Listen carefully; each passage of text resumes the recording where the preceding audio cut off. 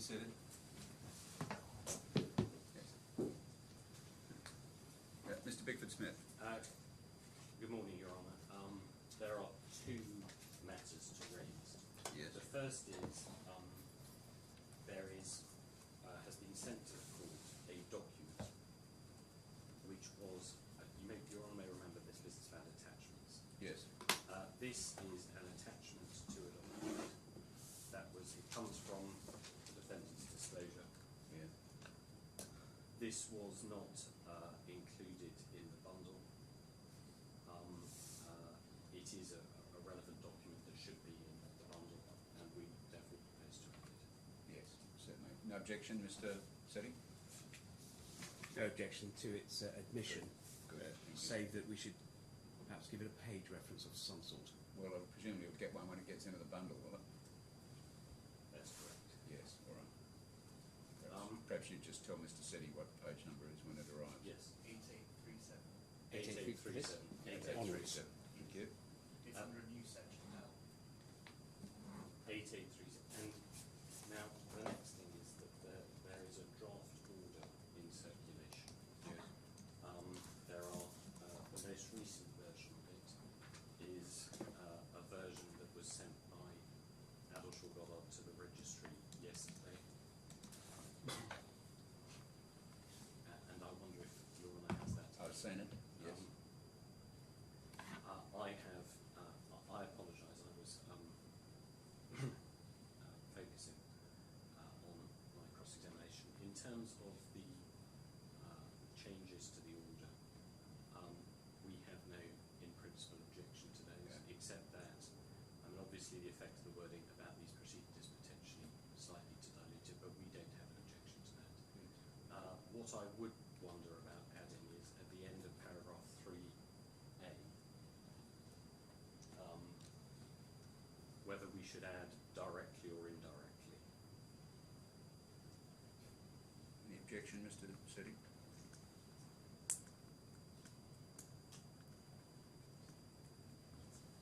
No objection. And I have to say that's boilerplate for me. I don't have any other points. All right. Yes, You're otherwise content with the terms of the order, Mr. Setti? yes. All right. All right. Well, subject to that addition, the order will issue. Now, I'm proceeding on the basis that the order has been approved and therefore Yes. applies. Yes. James Hayes dealing with my point. Yes, my apologies. Your Honour, just to assist the court and my learned friend, we have printed off in A5 a bundle of the witness statements Yes. with corrected page references highlighted in yellow. That's very helpful, Mr. Setti, very helpful indeed. Thank for you. that. And we don't need to, the pages, the correct pages the claimant was taken to. Yes. And it's just for everyone's benefit. Good. Thank you very much. That's very helpful indeed. Thank you, Your Honour. Now, would you like to call Mr. de Groot? Yes. Mr. Bickford-Smith, you didn't have anything else? No. If I may therefore open the defendant's case by calling my first witness, Mr. Emmanuel de Groot. Yes, thank you.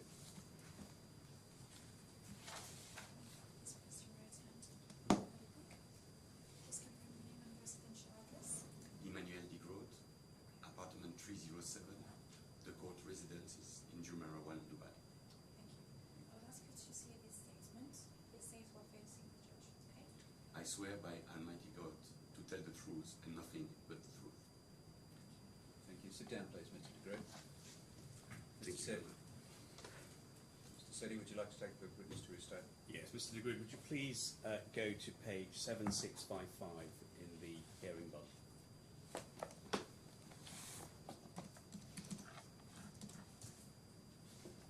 Okay.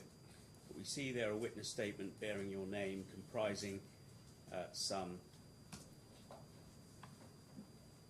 106 numbered paragraphs. Can you confirm that that is the witness statement that you wish to give to this court? Yes, I confirm. Is that your signature that appears on page 7681? It is my signature. And subject to any clarification you may provide, are the contents of it true? Yes, And that is the evidence you wish to give to this court, is it? correct. Thank you, Mr. de Groot. There's one page correction, Your Honour, which at this stage it's probably helpful to point out. Paragraph 34, and this appears in Your Honour's new hard copy bundle. Yes.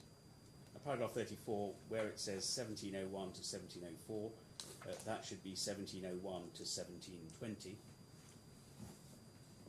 And in that same paragraph where it says 1731 to 1733, that should be 5220 to 5293. I'm grateful.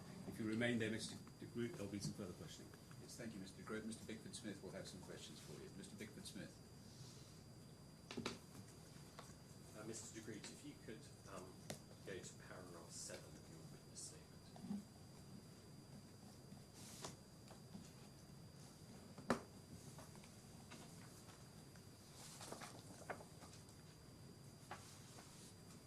Yes. And before we go any further, have you got a bundle there as well?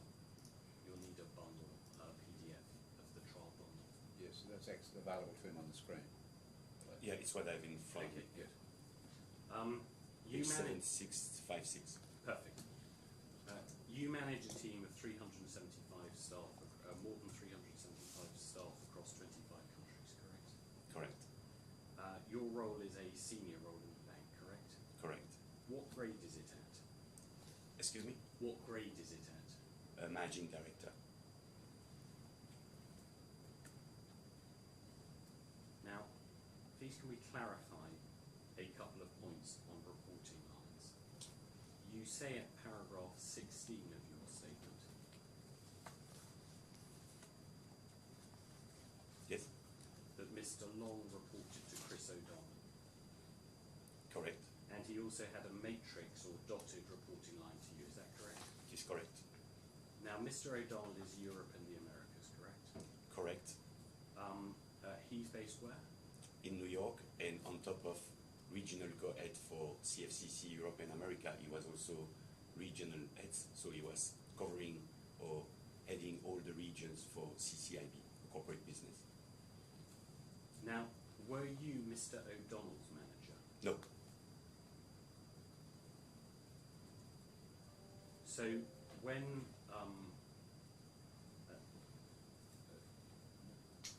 you were emailed by the claimant, he is emailing Mr. Long's matrix reporting manager. He's not emailing the manager of Mr. Long. Is that correct? It is correct. Now, at paragraph 17,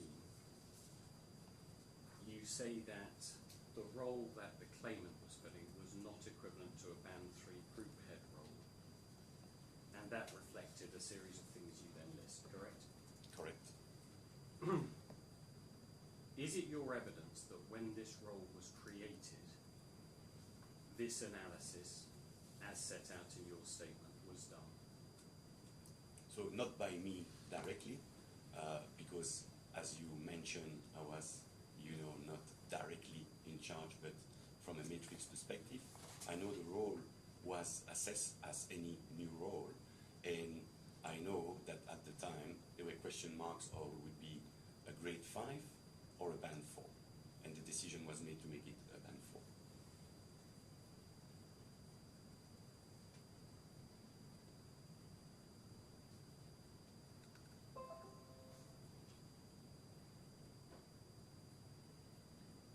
Right, okay.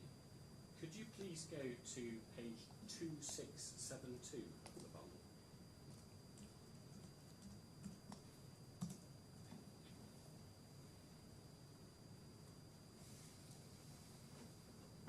Yes. Now, you'll see the date there at the top saying the 26th. 2672.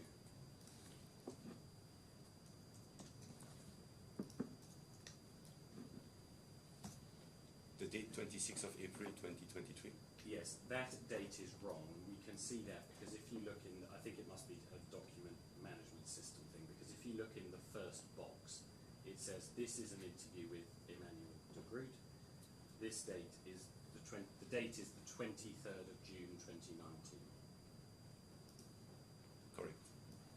this is an interview you had with Mr. Bucket and Mr. Ayrton. Correct.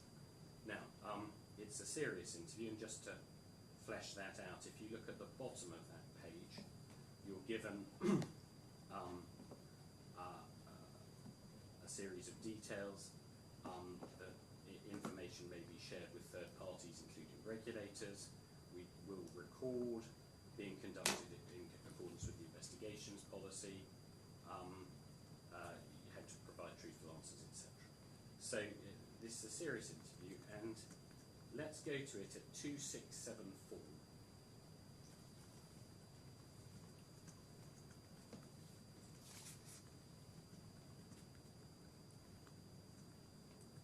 Yes. And about halfway down, no, slightly longer than halfway down, you have an answer from Mr. Bucket says to you, because at the moment, etc. And then that question ends, so there's obviously a lot we can talk, which is in Islamic banking. And you then say, I can tell you maybe out the history, yes? Yes. So, then in the box at the bottom of that page, the first line, end of the first line, I was just trying to, I think it may be easiest if I just ask you and the judge to read to yourselves that box.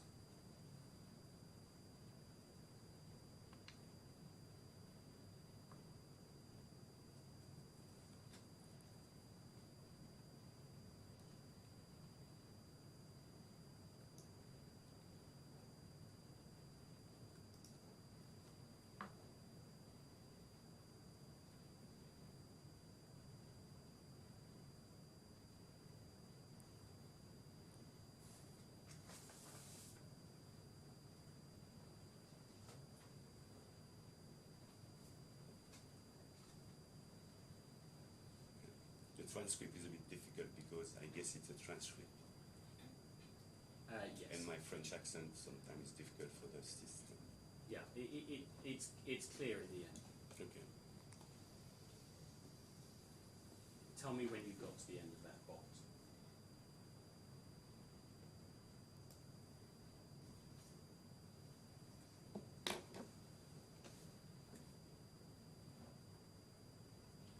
Yes. And then lower down this page, it says, there's an answer you give. The business is covering, many markets. Indonesia is huge. Bangladesh. Page 2675. 2675, this is, yes. In that box or it's another box? It's no, further down, one, two, three, about 2/3 of the way down the page, there's an answer you give which begins, the business is covering, many markets. This is on page 2675.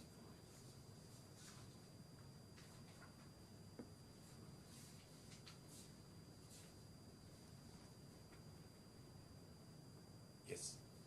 So, the first thing, just to mention this, you say here you were on the interview panel and that he really impressed everybody in the interview. You don't make any reference to that in your witness statement, do you? Not to my recollection, indeed. And when it says the business is covering, many markets, I put it to you, the business covers 30 markets?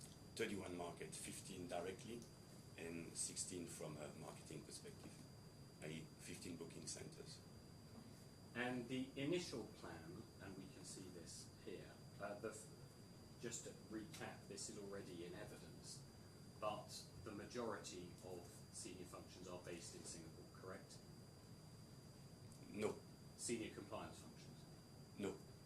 Or group head of compliance is based in London. Yes. Or second most senior person, or the second and third most senior person in the function are also based in London. Sorry, this is my fault, I should clarify. Where are the majority of the global compliance? Well, I put it to you more directly, the majority of the global compliance roles report into Singapore, correct? No, most of the global heads of compliance are based in London.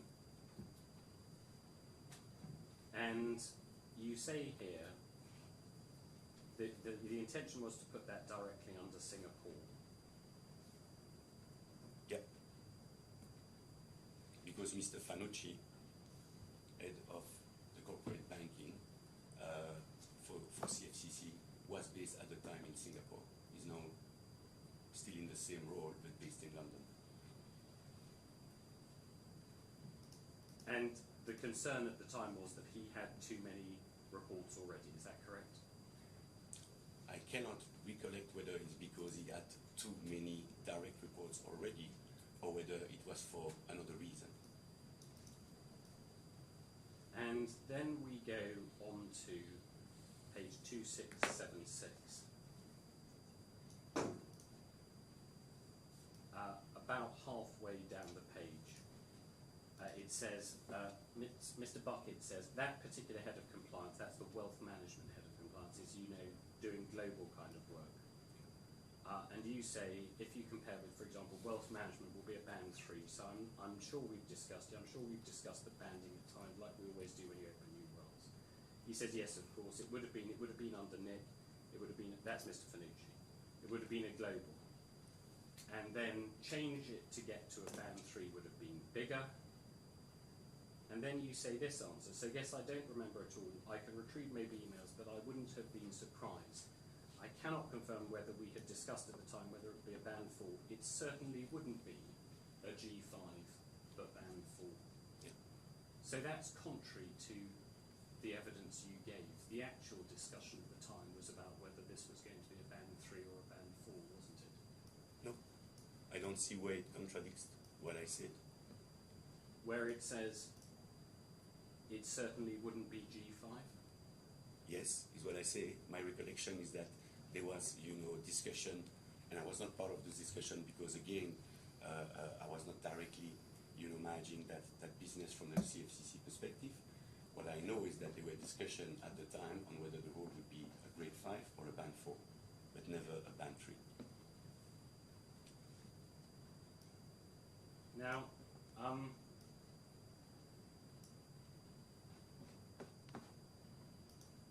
and you mentioned wealth management. yes, Why? because that's what was being discussed here. Yeah, but what's your question about wealth No, management? that was just to give some context to where we got. That was to give you context for the question. Paragraph 17C of your statement.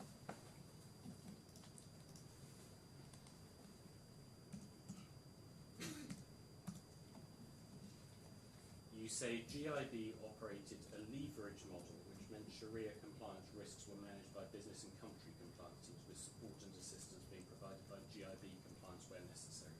Correct. Now,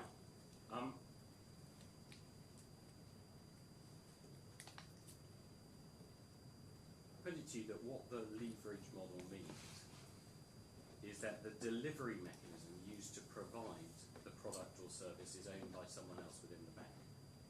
So the distribution of the product is done by the conventional bank.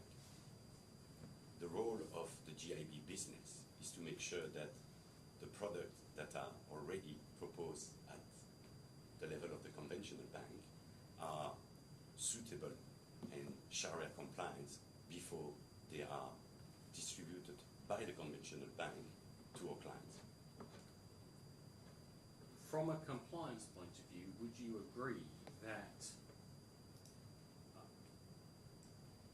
global heads own the global compliance risk? It depends. You will have a global head of training, for example, or learning. Global head, it's you know, a title that you can retrieve everywhere. You would have global head that are grade 5 and global head that are, you know, managing director. So it will depend. We will have to go back to the ERMF, the Enterprise Risk Management Framework, and find out who is the risk framework owner for a specific risk. In the case of global Islamic banking, you referred to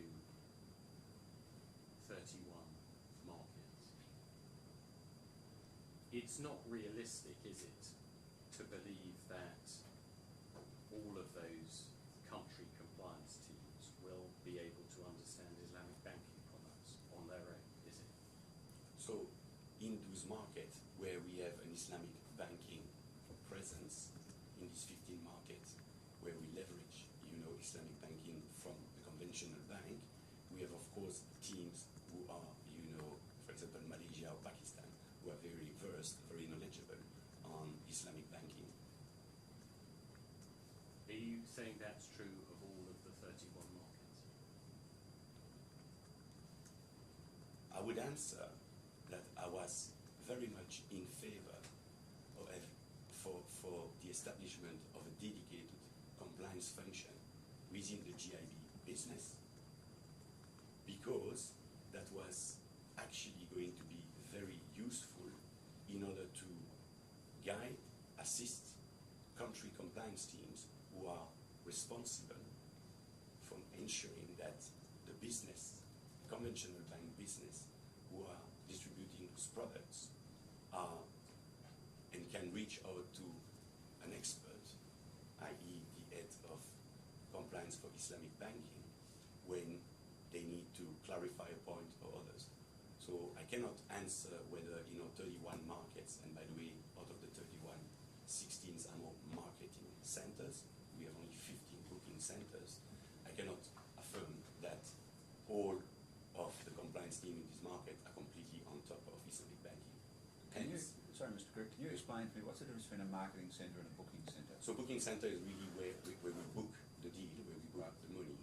Marketing center is where we would. Trying to attract the customer. It's a country with a lot of Islamic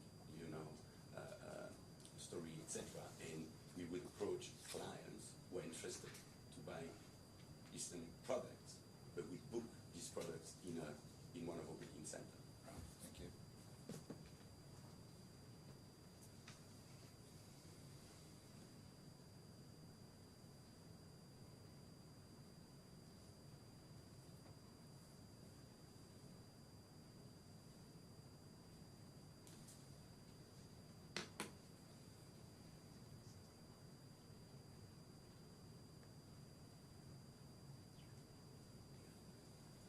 Can I ask you just on this point, as we've got there, and to assist the court really, can I ask you to turn to page 1218?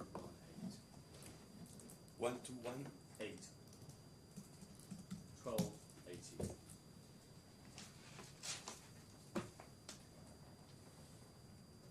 Now there are two footnotes here.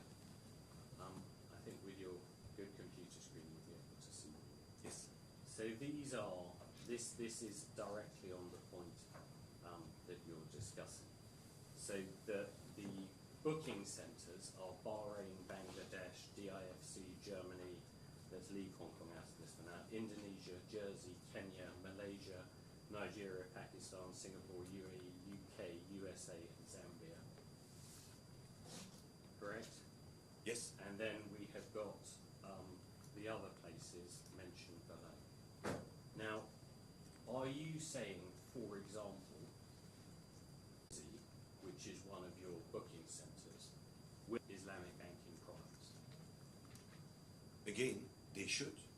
And if they have any question, they need support, they would reach out to the Islamic banking compliance team.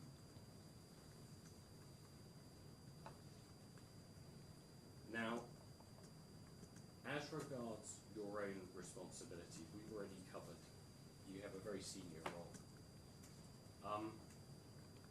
Your involvement with Islamic banking on a day-to-day basis was minimal, correct? Very minimal.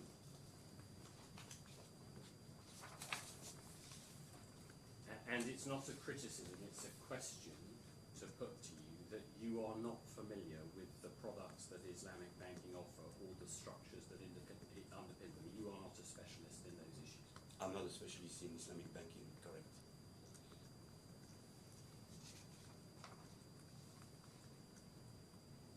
And you were not alone in this in the bank's compliance department, were you? The position was that for many years before 2015, compliance's engagement with Islamic banking and Islamic banking's engagement with compliance was pretty minimal. I wouldn't say that, because again, even though we did not have yet a dedicated compliance function for Islamic banking supporting the team based in Dubai, as I explained, we work on a leverage model. So we only distribute products that are, accepted and already sold to clients by the conventional bank. We make sure they are Sharia compliant, and that's something that has to go through the Sharia, independent supervisory committee. And the people, the compliance, staff in those markets have to make sure that, they interact with the GIB business, again based in Dubai, in order to ensure that it's done. So the fact that we are adding, or we have added, a dedicated head of compliance for the GIB business to support in Dubai, both to sit with the team and also to assist when there's need for clarification of the country team, was, I think, and I still believe, a very good addition, and this role is still in place today. Now, I don't know, has anyone thought to give a copy of the new document to the witness team?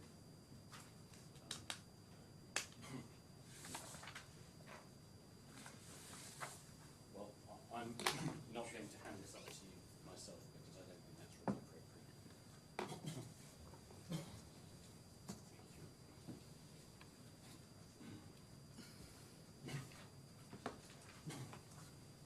You now have the benefit of calculated copy, Mr. Degree, so I don't. So there we go.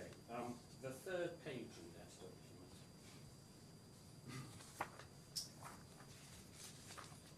just to put this into perspective, if you look in the bottom left, this is a document of the 17th of July 2013.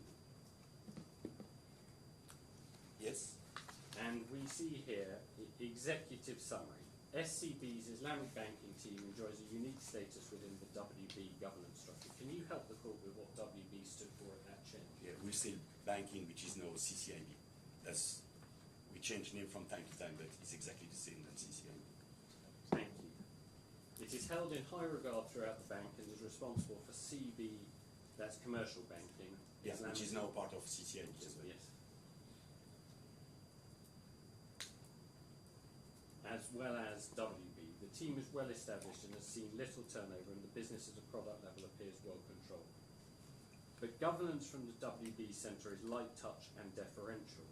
PGCs in practice spend minimal time on Islamic issues, expecting the countries to be better placed to understand them. The net effect of this imbalance is that there is little in the way of active governance from the WB PGCs. They sign off on proposals put in front of them, but there is little real challenge or discussion. As the size and complexity of the Islamic business grows and the commercial opportunity with it, we recommend that the PGC board consider how to enable the PGCs play the role as envisaged them by the governance framework. Would you accept that's an accurate reflection of the position as at that date? This predated your involvement, correct? Yeah, what I understand from that document that I see for the very first time, and maybe I was one of the person who received that document because I joined the bank prior to 2000, and I don't see my name there, but No. would make perfect sense to me. We entered in 2013. We have a business which is still, I would say, new in the bank. If I recollect properly, Islamic banking was started, I think, in Malaysia in the 90s, 1993, 1996, and I'm not sure I recollect perfectly. But I would not be surprised when, we start a new business, and we do that all the time. We have more and more, on the digital side today, and it's a journey. You start small, you start growing that business, and at some point in time, you pause, you reflect, and you find out whether there are gaps that should be filled. So is my reading of that paragraph. It makes perfect sense to me that someone, the author of that report, was making a comment that it's now time to make sure that we reinforce governance in that business. Yes. I'm grateful for that answer. Now, Mr. Group, this is just me being me, but I've just handed you a new document. If you want a minute or two to read that and read the entire document? No, if there's anything that immediately leaps out at you on that page. I would suggest that if you have questions, because I don't dispute the on page 3 the executive summary, which I think makes sense. No, I'm not going to ask you another question on this document. It's just I think possibly the best way to deal with it is that the bank's counsel can deal with any points arising in re-examination. So you can put that document down. Back within the bundle, Yes. we see at page 906, 905 to 906.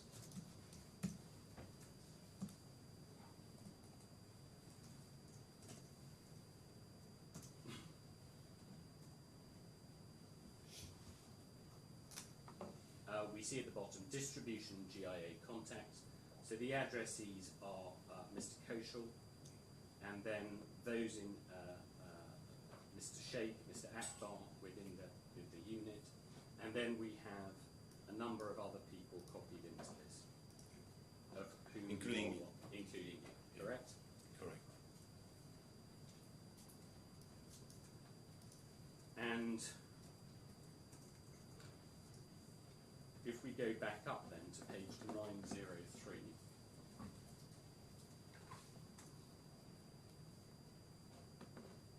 First of September 2016, Yes.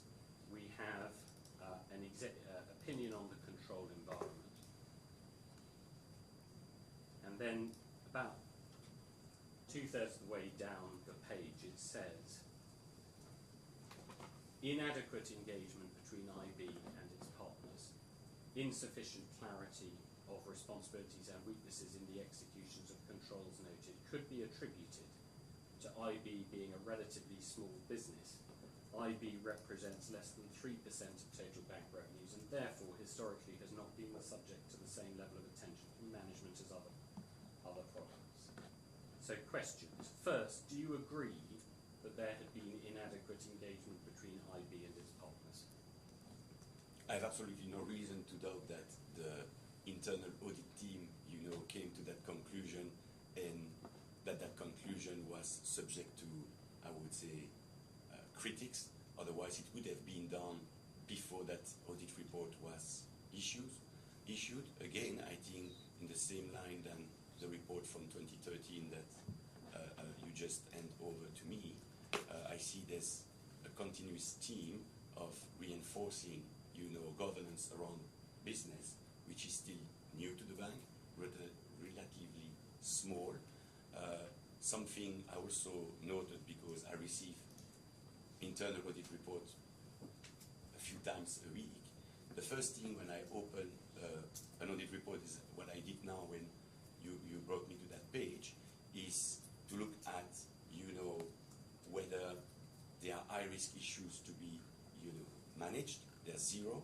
There are 4 medium risk issues, and the control environment is graded acceptable, which is a very good, a good outcome for internal audit review, and that the management control approach, which means the view from internal audit on whether management is self-aware, is on top, or actually there are gaps on managing the control environment, is established, which is also a good one.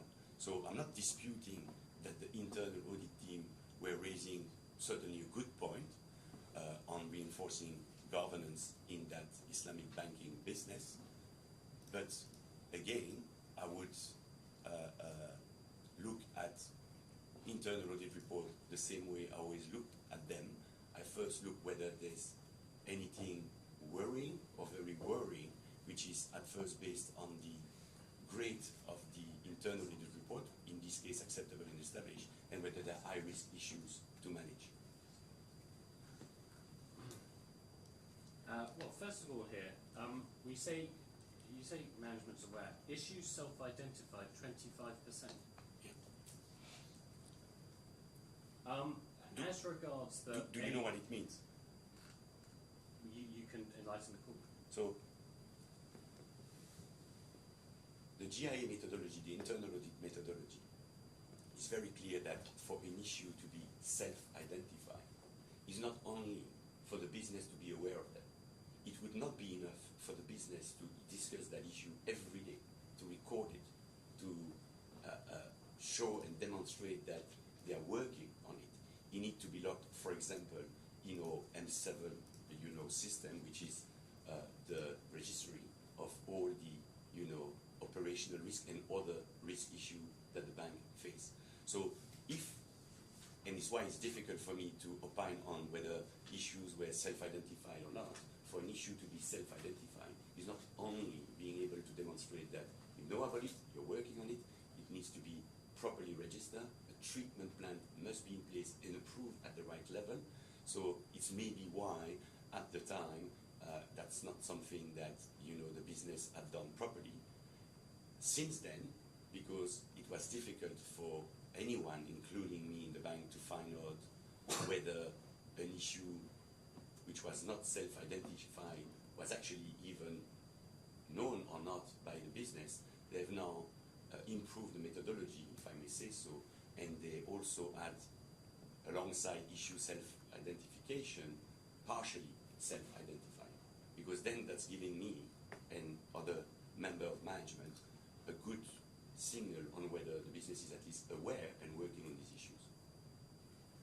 Well, you say the business is new, but when, Standard Chartered's been doing Islamic banking since the 1990s, correct? Correct. This is a report from 2016. Yeah. Okay. Then we look at the references here again. In the paragraph we were weaknesses in the execution of controls. Do you agree that there were weaknesses in the execution of controls? It's the paragraph we were looking at. Inadequate engagement? Yes, and then it says weaknesses in the execution of controls. Yes, I see it. That's certainly the view of internal audit. I have absolutely no reason to dispute it. We then come to the operational risk framework. That's at the bottom of 903. And it says here, well, you can read it to yourself, and the judge can read it. It's just the paragraph at the bottom of 903. Yeah. Now, do you agree that the use of the word critical in the bank is unusual? It's a serious word, correct? I mean, this is a bank where language is quite restrained, correct? Absolutely not correct. So critical is actually a word that we use a lot.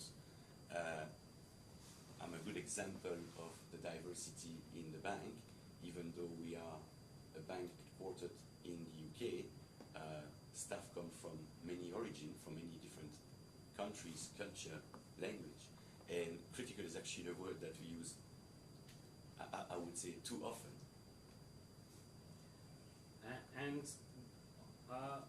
what happens is that you are approached by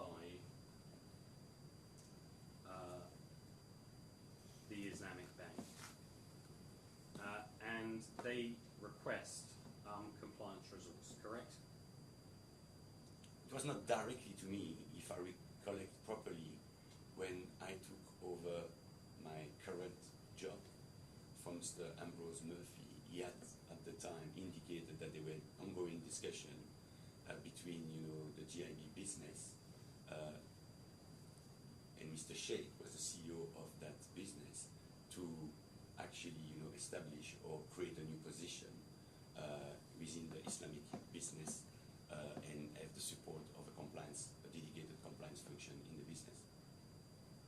Which again, I think makes perfect sense to me. If you go to 2674,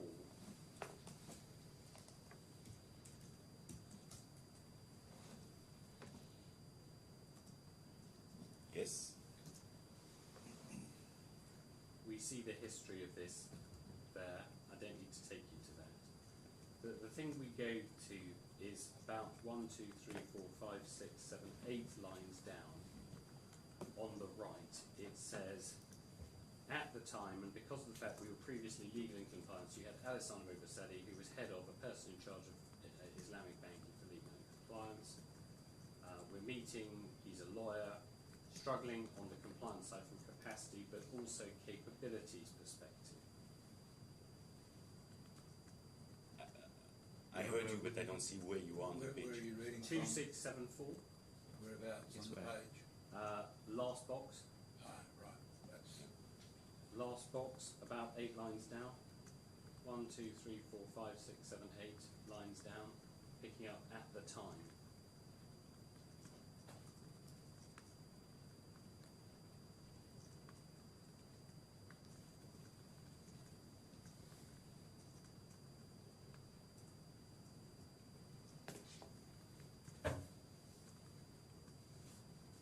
Okay. Indeed, Mr. Alessandro Vasili was the person in charge of both legal and compliance, and there was, as I mentioned, a request from the business to have a dedicated compliance person. Mr. Vasili, according to the conversation I also had with him, was not at ease to continue covering both legal and compliance, was not according to himself, and I think that was accepted by others, versed enough into compliance matter and wanted a dedicated compliance function to be established within the Islamic banking business.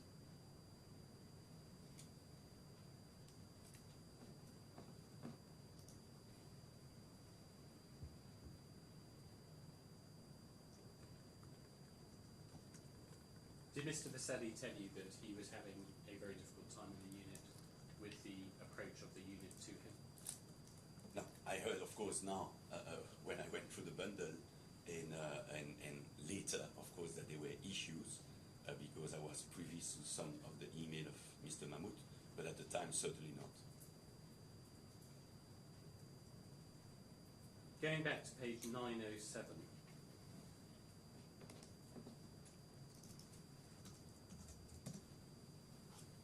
So this is medium risk audit issues. And then we go to the bottom of the page, the IB team operates.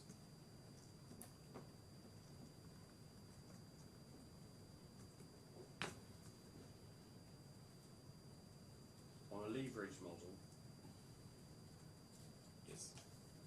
reliance on the CIB CBRMs to originate business, appropriate training is required, training plans need to be more structured, training needs to be, records keeping to be kept. Now, one point that this paper does not address, except by talking about things at a general level, is the question about the clarity of responsibilities as between Islamic banking and the bank on which it was leveraging. Do you agree that that was a work in progress? What I read here is that, and it makes perfect sense to me, is that relationship managers who are selling this product, and they are, relationship manager from the conventional business, they're meeting with clients who are interested to buy Islamic products against themselves, already product that the bank is selling to the conventional customers. These products have been adapted and made, Sharia compliant, that this relationship manager should have a better knowledge when approaching clients.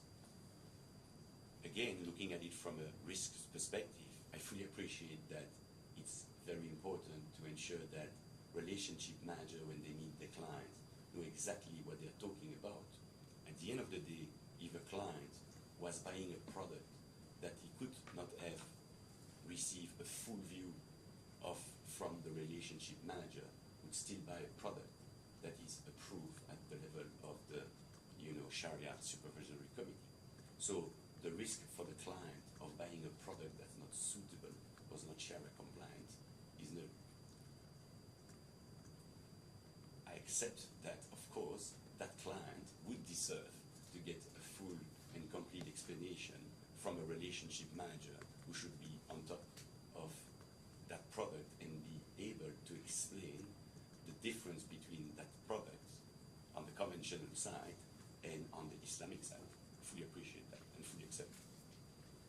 And just if you go over to 908, Yes.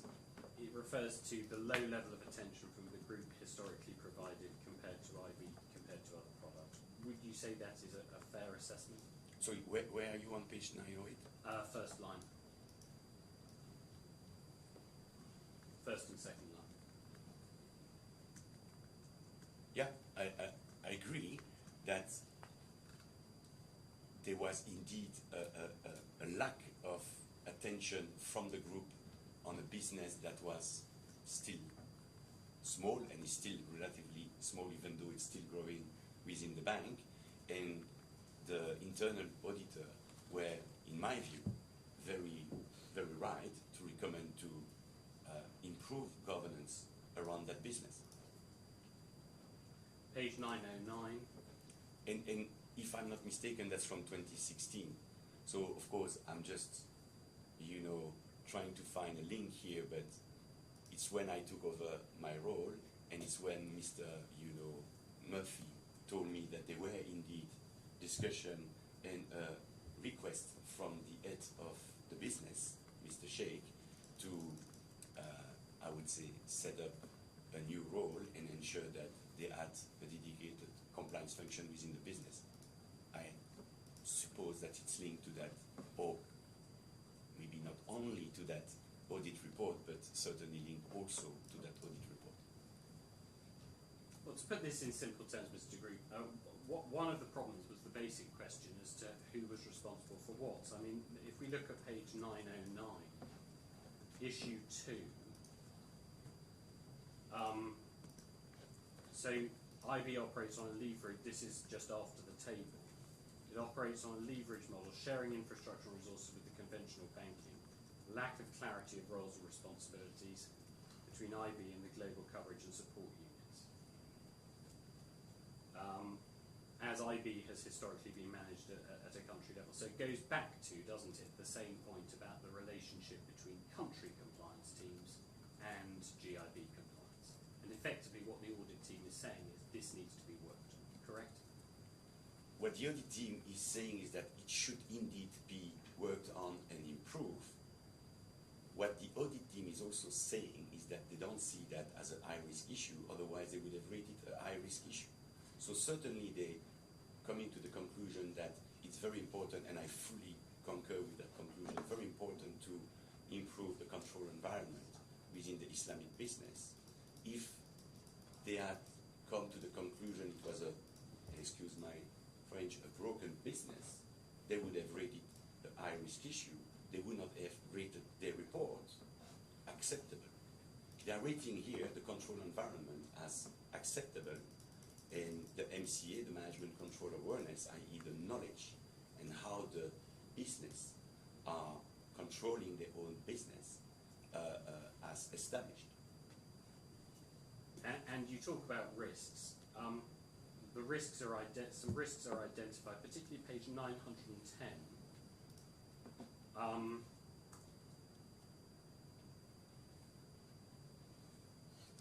So the first point is there is a lack of documentation, but in terms of the risk, it says there is a risk of unintended reputational damage due to the bank not being able to demonstrate that required Sharia approvals are obtained before IB facilities are drawn down or restructured. The absence of a portfolio review to identify potential inclusions of Sharia risk clauses in IB facility documents may limit the bank's ability to quantify the existing legal enforceability risk in the event of customer default or dispute, right? Yeah. Now, Mr. Degree, you trained as a lawyer, correct? Correct. And we're in a court of law, so excuse me for putting this in lawyer terms.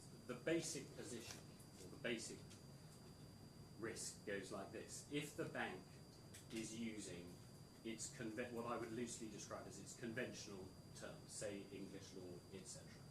If it's using ordinary terms, which would allow the bank to accelerate repayment, to allow the bank to charge interest, allow the bank to declare an event of default, etc.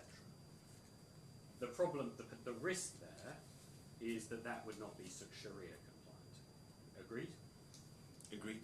And on the other hand, if the bank has got contractual documentation in place which is Sharia compliant but does not contain the rights and powers the bank would expect to have under those documents, the ensuing risk is that the bank may not be able to work out its exposure and risks, correct? What I would say is that the internal auditor, reviewed the product, reviewed that business thoroughly. They came to the conclusion that there were gaps that needed to be addressed. Mr. Gooch, sorry, I've let you answer the questions Yeah. at length. I'm describing the essential point in terms of I'm not talking about how severe this risk is, how much the auditors thought it was important or not important. But as a matter of principle, this is a key risk, isn't it? It's about the standard form documentation. Either you run a risk of being Sharia non-compliant, or you fail to give the bank the security it expects to have, correct? Theoretically, yes, that would be the risk indeed that needs to be addressed. Now, these issues were resolvable, but that required hard work and, above all, work on documentation, correct? Yes, is exactly what the report is saying. And then, as to one of those risks, I'm going to focus on the Sharia risk at page 911.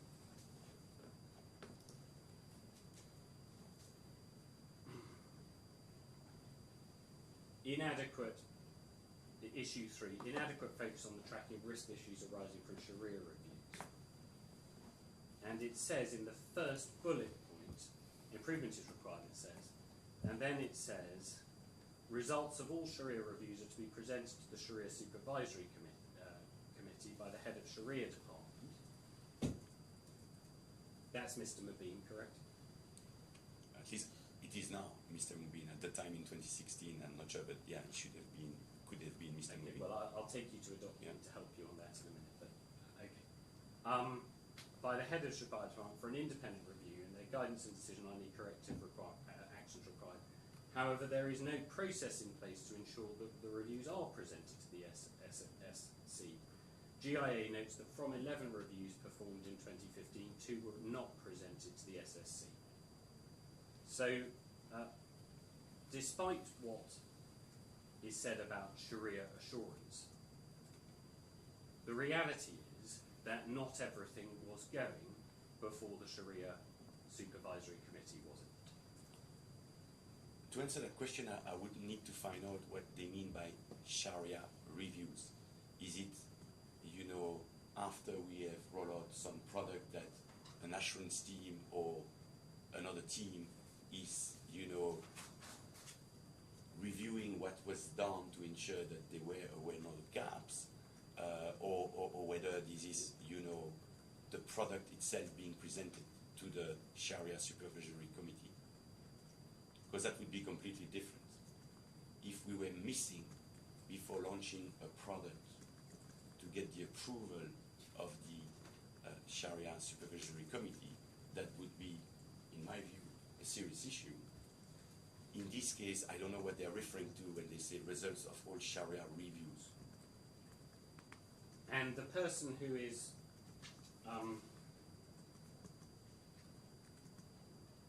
responsible for tracking action items is the COO of the Islamic Banking Unit, isn't it? You can see that in the second bullet. Yep, fine. Makes perfect sense to me. And it says here, IB is responsible for tracking all action items related to issues raised during the annual Sharia reviews. Historically, only material issues have been discussed at the Global SADC Governance Forum. Although a review of the issues closed in 2015 was conducted in March 2016, a formal tracker for all items was only developed on the 22nd of May 2016. Tracking all action items is particularly important as some deficiencies identified in Sharia reviews may not be classified as material given that these are one-offs, but they could have significant relevance at the IB group level, e.g. an issue related to non-Sharia compliant income at a country level. GIA was not able to test the effectiveness of this new tracker given that it was implemented during Mr. Degree, in fairness to you, I should take you to paragraph 20D of your statement. This is at page 7659 of the bundle. Paragraph. 20D, 7659.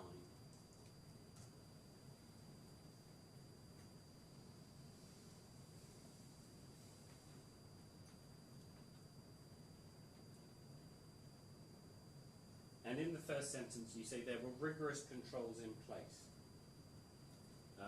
in the form of the requirement for all Sharia services, products, and transactions to be approved.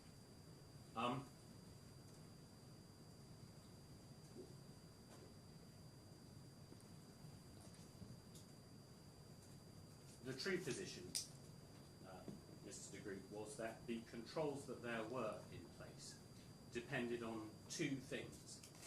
The first was the chief operating officer doing their job and doing everything they're supposed to do correctly. And the second was the head of Sharia duly notifying the Sharia board of everything that was happening which was relevant to them. Do you agree with that proposition? No, I don't. I think you're mixing up two things. What I say here in my paragraph D is that, you know, a product or a transaction has to be approved by the Sharia, you know, supervisory committee. What you are referring to on page 911, if I'm not mistaken, in that audit report, is Sharia reviews, which I think are reviews done by the business and or an assurance team after these products have been approved to make sure that the governance around those products is followed as it should. It's different from, except if I missed something in your first question, is different from having the product approved by the committee.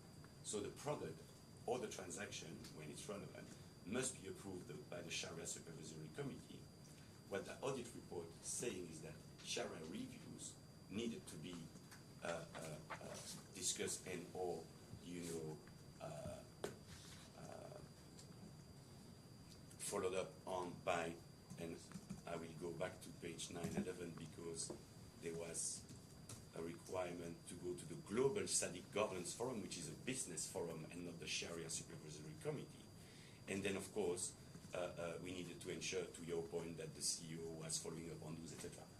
Again, very important point, is different from a lack of approval from the required committee, the Sharia Independent Supervisory Committee.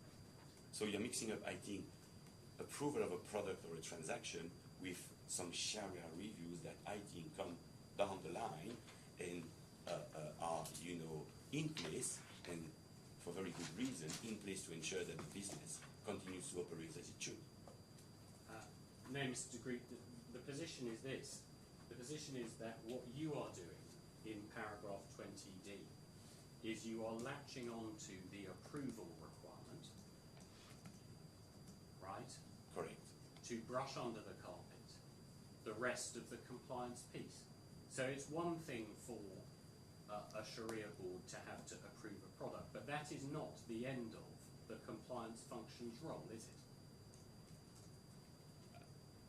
I don't dispute that. I don't think my paragraph D was supposed to give you, you know, a full view of every single responsibilities that compliance and or, you know, work that compliance would be involved in when, you know, supporting the Islamic banking business.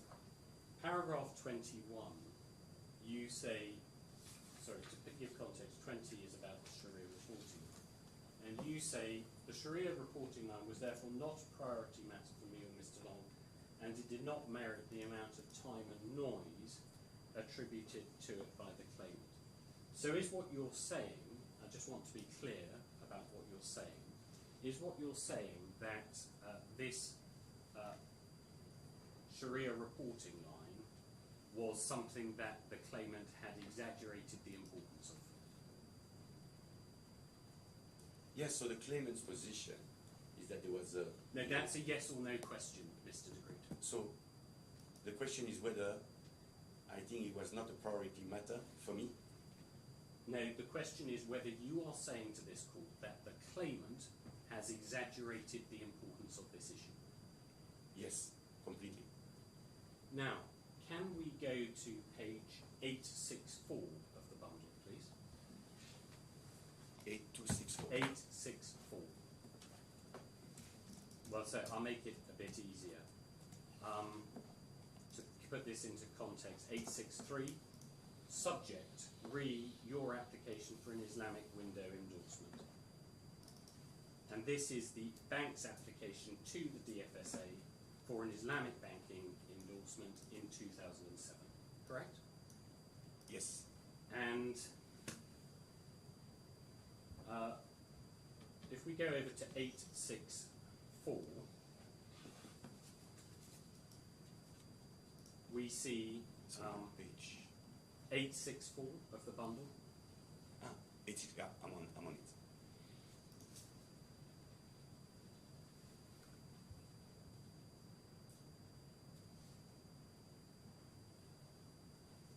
We see that what the DFSA is coming straight down the track about is please provide a detailed description of the Sharia Supervisory Board arrangement you propose to establish, focusing on the following issues.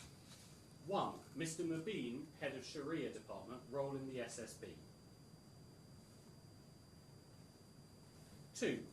Your assessment of Mr. Mubin's ability to act with independence and avoid conflicts of interest, given his role within the Islamic Banking Division and the fact that he reports to the Head of Islamic Banking.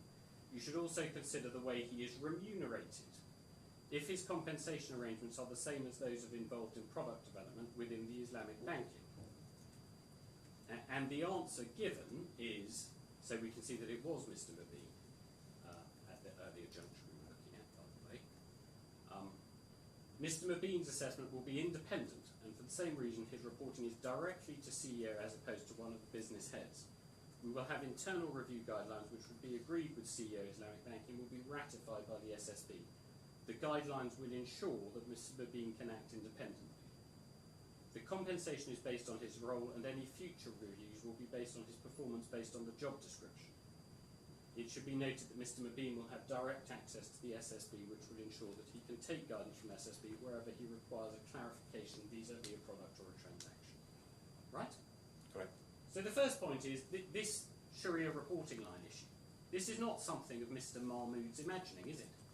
It is a question raised directly with the bank by a regulator. By the DFSA, indeed. Which, by the way, I think is perfectly normal when we apply, for approval to a regulator. There are always back and forth. They want to better understand. I think they're raising a very good point around independence of the Sharia function. I think the response of the bank at the time was he would not report directly to the business but to the CEO. My understanding is that later on, if I'm not mistaken, in 2010, the DFSA approved it as is with that reporting line in place. And if I can just add, you ask me whether the claimant had exaggerated this reporting line issue. My answer is yes, clearly. Whether it made sense to make that change, and we know that the BMA team concluded on that, even though it was not a requirement from the DFSA.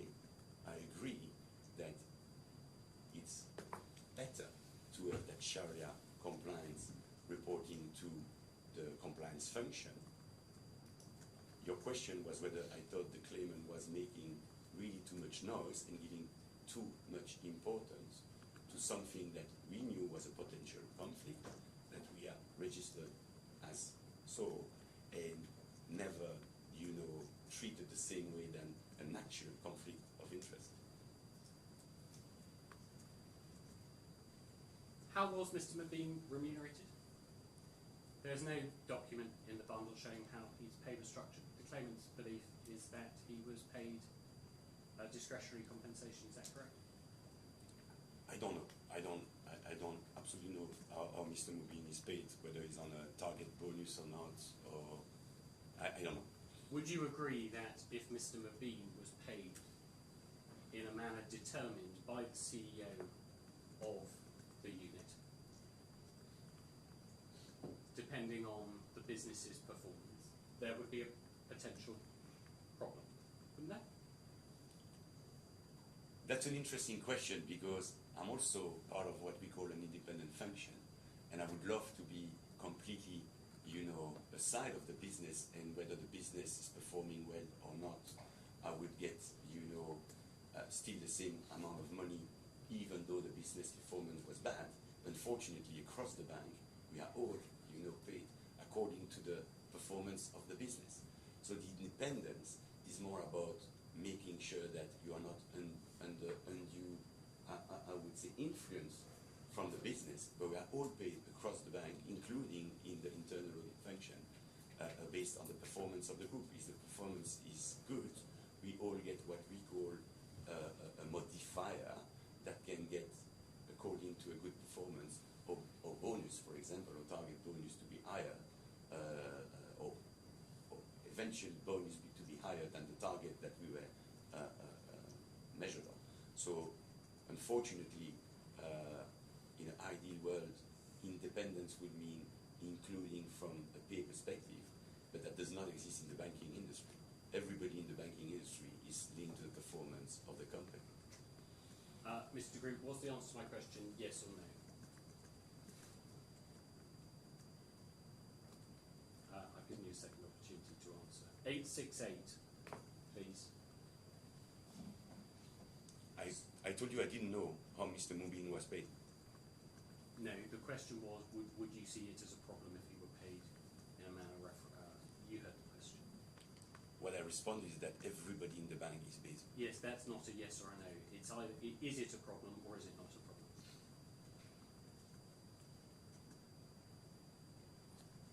Okay. But 868.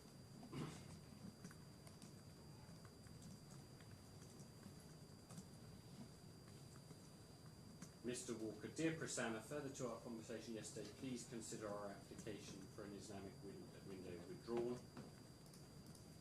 We would urge the DFSA to rethink its strict policy stance for 3 scholars in exceptional cases. We strongly believe our model of a professional in-house Sharia scholar and 2 scholar pool with unanimous consent required for each product is a robust model.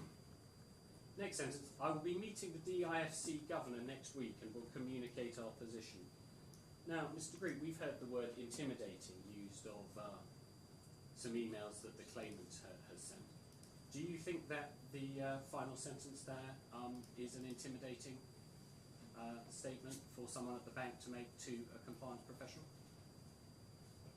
no, it's what we do all the time. So we have engagement with, inspectors, junior member of, or regulators, and we cannot always agree. And when we do not agree, we can escalate the issue like they can as well escalate the issue.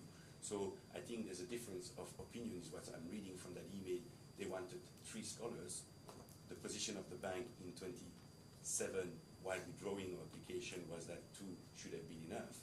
And, they will take that with the governor. I don't see any intimidation there. That's something we do all the time when dealing with external stakeholders. Now, in 2010, your Islamic banking endorsement application succeeds. Now, in these proceedings, it's been said that the DFSA endorsed the Sharia reporting line. I just wanted to clarify this. There's an organisational chart that appears somewhere which shows the reporting line. That's agreed.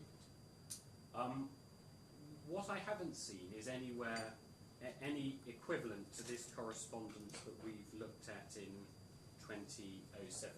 There's nothing suggesting that there has been a significant dialogue about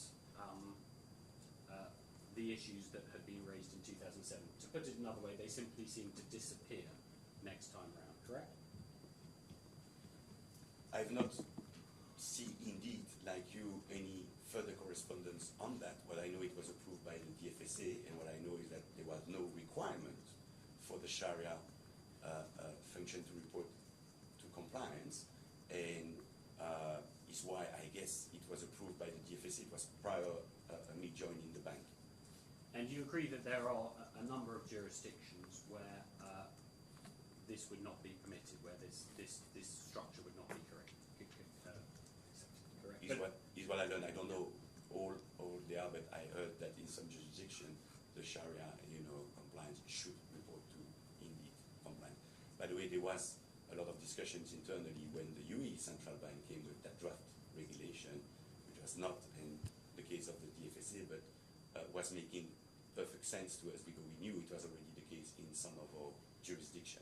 Now, of course, we do comply with the laws and regulations that apply to us in our jurisdiction. It's not because a rule is in place in one jurisdiction that we implement that same rule worldwide.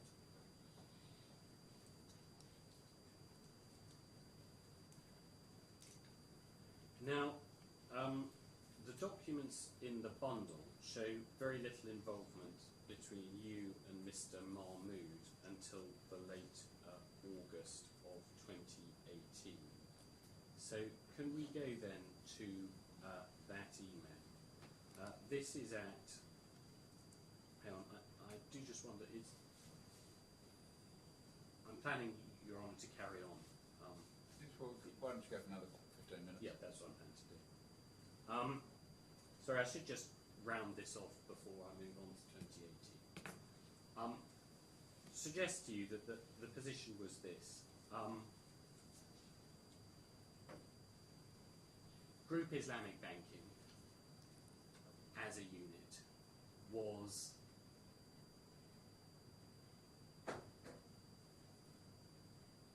prepared to and did ask you for compliance results, correct? Mr. Sheikh in particular pursued that. Agreed? My understanding always been that he was indeed himself asking for it. But the position was that when compliance in the form of Mr. Vaselli, let's talk about him. Yes, we need to clarify a couple of points on the chronology. So Mr. Vaselli was compliance and legal, correct? Yes. And then he became just legal, correct? Correct. Mr. Long was, for a period, doing a compliance job within that unit, but also other things, correct?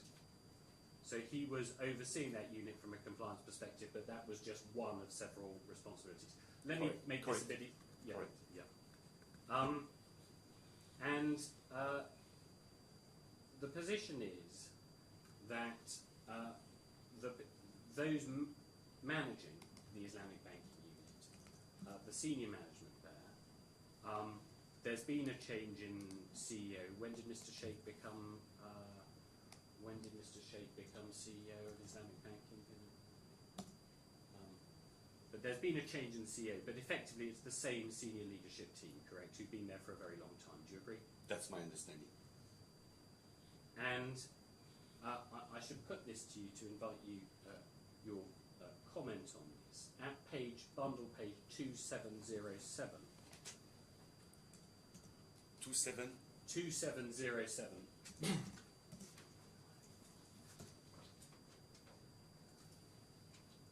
So this is, I should contextualise this both for you and the judge. This is a long interview and very detailed interview that Mr. Vaselli gives on the 24th of June 2019. We can see this from 2697.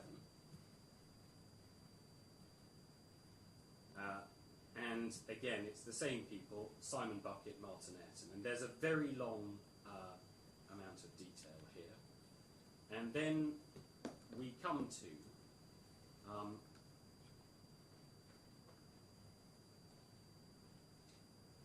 270728.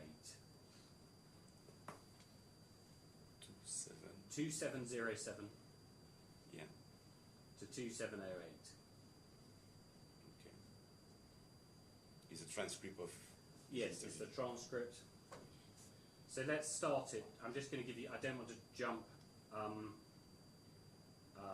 to it. Let's just start with the first question on its absence. Yes, I think formally they have done a lot and there has been a lot of progress as well, but I think there's a call there in the whether it's personality or culture, I don't know what it is, but there's a call there that makes me think that really aside from the steps, There have been a lot of improvements, which is what's generating this wider knowledge base in the bank. I think we need to do another step to integrate Islamic banking into the bank at large, and that's why there's been this continuous level of attrition. And where we're at now, it's a bit of a situation. Yeah? So that's his description of what's been going on in the unit. Correct? Yeah, I discovered that I have no reason to believe that this was not his view for sure. What I read here is that he thinks we need to integrate Islamic banking into the bank at large. And what he says further down in the page is that the position when he had started, so it's the answer that begins ups and downs.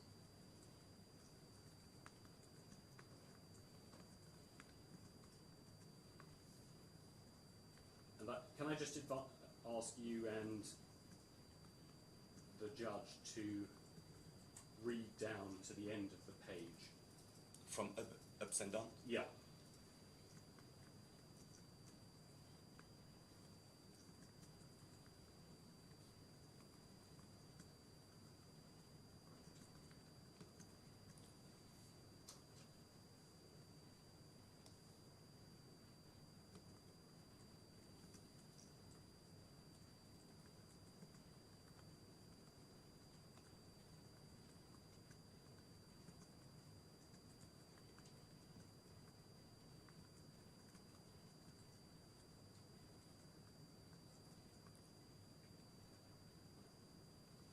So the position is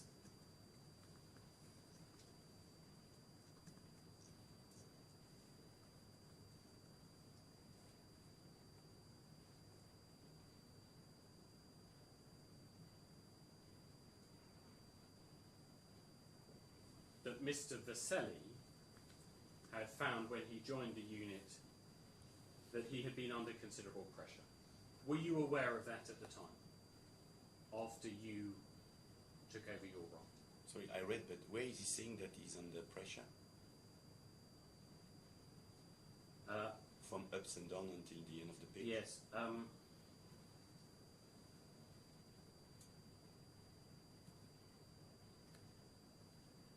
It's in the third box up from the bottom. The client wanted a governing law choice that said this contract is governed by the laws of England, well subject to Sharia, and this is something we don't approve as a bank. No one in the industry, in the legal industry, would ever condone or support this. And I said, no, we don't do this. And you know the number of meetings, shouting and pressure. Pretty clear, isn't it, Mr. de Groot? Yeah, except that Mr. Vasselli, in that sentence saying that there was back and forth and felt, shot at and pressured. I didn't know that. Over the page, we see, and what happened was countless meetings in which I was standing there on my own, 5 or 6 Islamic banking people, that's not fair. So that was the sort of ganging up type of strategy that now they don't do anymore because I refuse to attend these meetings because there's too many Islamic banking people. Is that a healthy state of relations between a compliance professional, whether that is a support function, compliance or legal, and the business? Is that a healthy relationship in your opinion?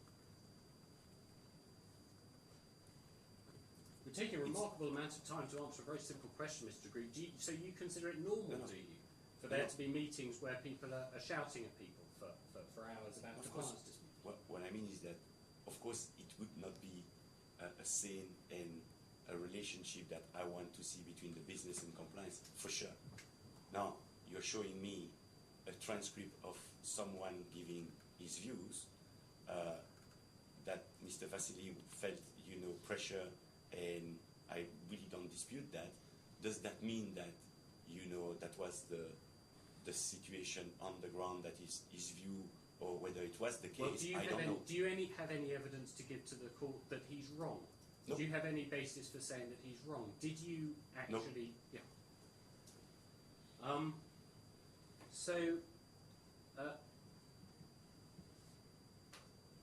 The position that Mr. Vasselli articulates is one where, yes, the management of the Islamic banking unit wanted to be involved in the bank's initiatives and compliance pieces because you agree that there are with Standard Chartered Bank, I'm not going to make too many points, but you will know that there have been a lot of news items about Standard Chartered Bank and compliance over the years, correct? Correct. And the position is that the banking unit has sufficient interest to ask for compliance resource, but when it came to compliance resource doing their jobs, the reaction was one of considerable hostility. Speaking about Mr. Vasily, I am indeed. that's indeed the view that Mr. Vasily is expressing here, that he was under pressure. So it's not fair to Mr. Mahmood, is it, to say, oh, this is all about Mr. Mahmood and his difficult relationships with the business, is it? When there's a difficult relationship, it's never one side. I fully appreciate that a sane relationship needs effort from both sides. Indeed. And just on a final preliminary point, your employment contract is not in the bundle. That's not surprising, and there's nothing sinister about that. But Mr. Mahmood's employment contract is in the bundle. Someone will, well, let's go just to the job description at 1101. Now, I'm going to ask you a question that is not really related to Mr. Mahmood. We see these bullet points: help the group meet its commitments to being here for good by building a sustainable compliance framework. Yeah? Yeah. And we see various points. Now, we haven't asked for your employment contract.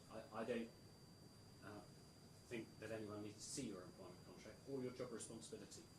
My question, though, is that these bullet points here, these values bullet points, I'd suggest, are those things that would be found in most senior compliance job descriptions? Yes, for sure.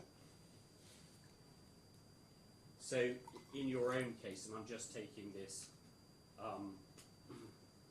as it's the first point, help the group meeting its commitment of being here for good by building a sustainable compliance framework that places regulatory and compliance best practice standards and a culture of appropriate conduct at the forefront of the group's agenda. Would you accept that that is something that is also incumbent on you? 100%.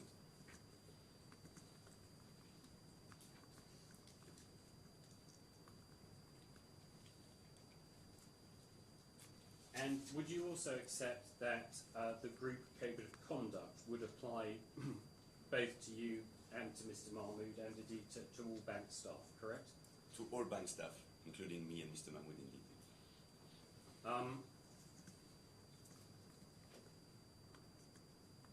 Now, just for the... No.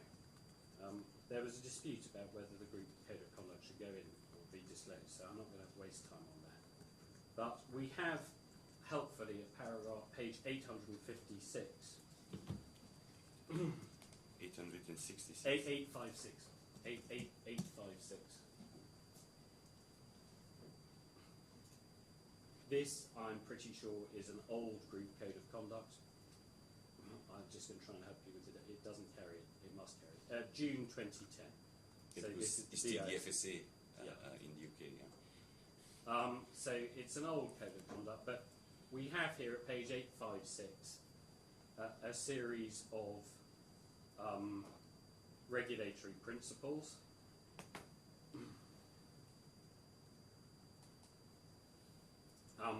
This degree, you have the advantage of being the senior compliance person. Can you just look at those bullet points and tell me if there are any of them that you do not believe apply to the bank?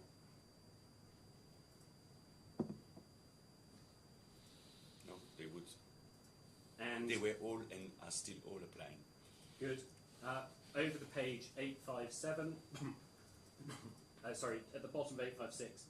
So those are we've looked at the obligations of the bank. We then look at the obligations of the employees.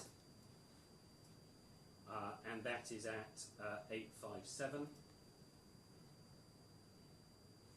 Again, if there are any of these that you think do not apply to you, Mr. Mahmood, and other bank employees, could you please say so? They all apply. And in number 6, avoid conflicts of interest. Staff are responsible for identifying conflicts of interest. Once they've been identified, you must take immediate steps to resolve the problem. Definitive guidance can be found in the group and business conflicts of interests. Yeah.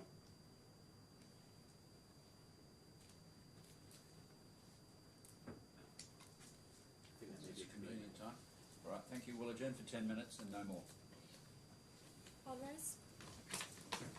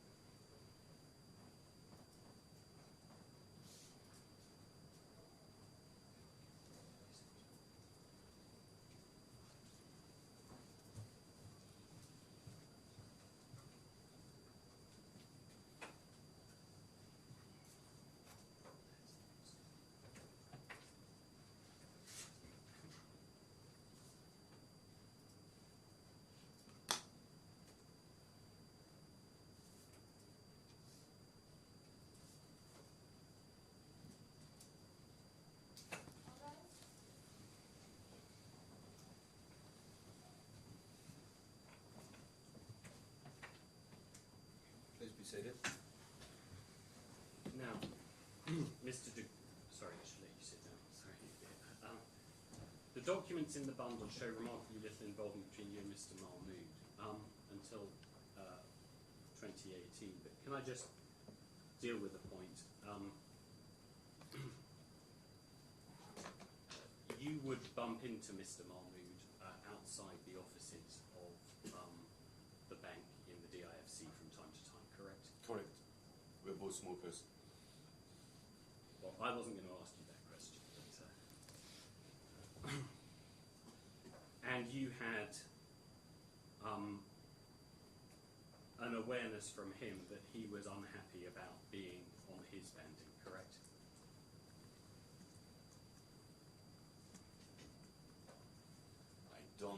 I know he was not happy, but whether he had, discussed that with me when we were meeting outside of the building, I cannot tell you. I don't know. And you knew that he was having a very difficult time within the unit, correct? No. Now, the next event is paragraph 7660. Page? Sorry, page 7660. This is just to situate this in your statement so that you know what I'm going to be asking you questions about. Okay. Okay, so we've got a long section here about 365 feedback, right? So, going to the actual documents of the time, can I ask you to turn to, please,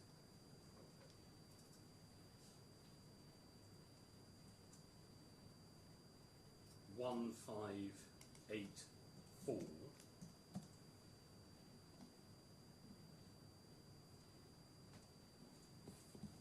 Yes. The email at the bottom, Ask HR has automatically sent on 365 feedback submitted by Mr. Mahmood, correct? Correct. And it sent it on to two people, Mr. Akbar and Mr. Sheikh. We can see that on Yep. the page. He's away. I'd like to pick this up on my return. We then see an email from Mr. Long to you saying, just FYI, as Rehan may raise to you, this is feedback on Suhail provided by Shiraz. I supported this feedback being provided, but I did make clear to Shiraz that Rehan needed to be aware of the content and the fact it would be coming in writing before putting it into writing. And then you say you appear 31st of August. Indeed, Rehan does not appreciate how it was done. He apparently never heard from Shiraz and you about these concerns and wants me to discuss with me on Sunday. Yes. Now, how had you heard that from Mr. Sheikh? Because there's no email from him to you saying this, and there's no message or anything else. So how had Mr. Sheikh communicated this to you?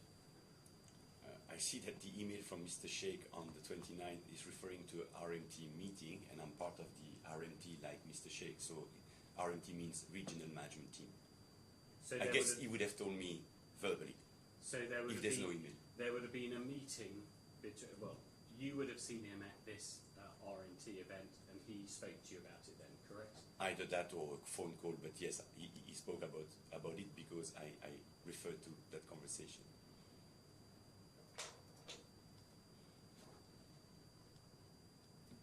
And I also see that he wants to discuss with me on Sunday, so he should have mentioned how, the feedback was given.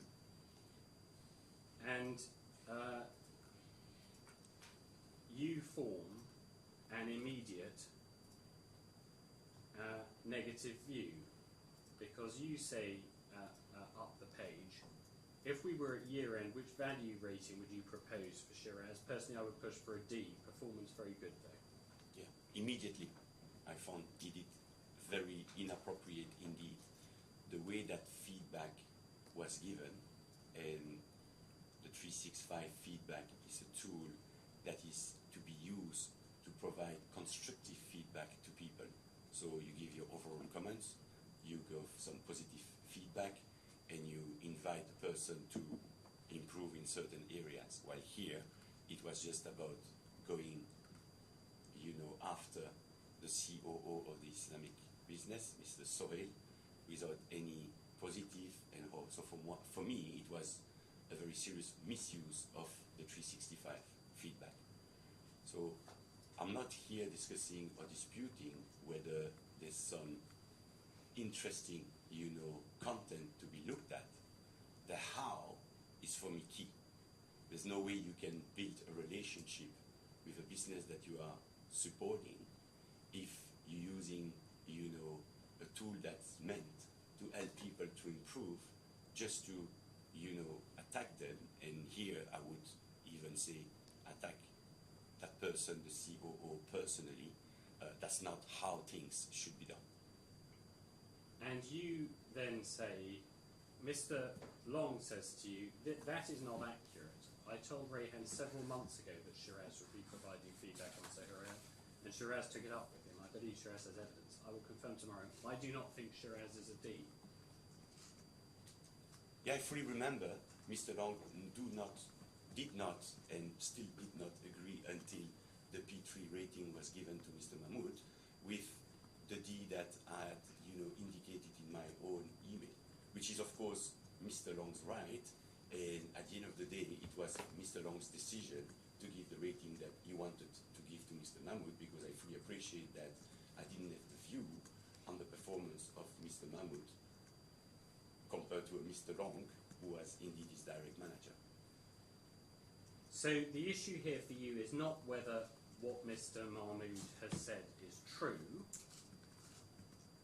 or not. The issue for you is that it is, as you put it, the how he did it, correct? On 31st of August, clearly, the how was what led me to question Mr. Long on whether the value rating of Mr. Shiraz, which is about leaving the value of the bank, treating your customer fairly, for a compliance officer to build a strong relationship with the business. So the how was what was leading my question for a D rating.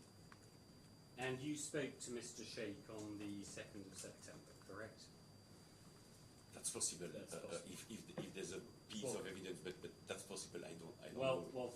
let's just begin with paragraph 29 of your witness statement at page 7661.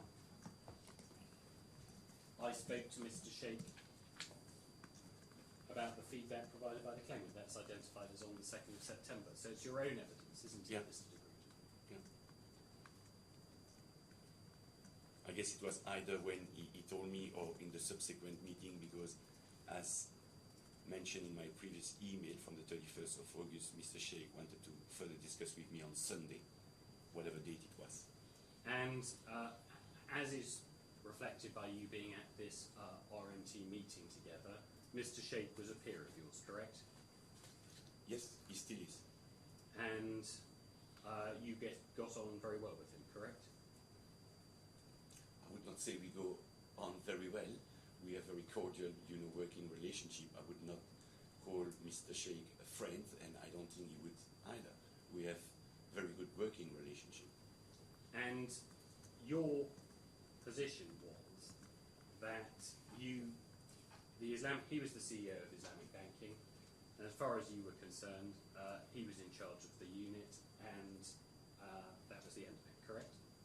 What do you mean by that was the end of it? Well, for example, your view was that if there were performance issues with Mr. Akbar, or if there were other issues with Mr. Akbar, those were a matter for Mr. Sheikh, correct? And Mr. Long, as I say in my statement, I think that if, and that's what, by the way, Mr. Long insisted on, there were matters in that feedback which, again, I dispute how it was given. If there was matters to be followed up on and potential, issues to be addressed, of course that was the role of Mr. Sheikh, Ryan Sheikh, and Mr. Long as well. And the position is you have a glowing view of Mr. Sheikh, a very positive view of Mr. Sheikh. Let's look at page 2681, please. 2681.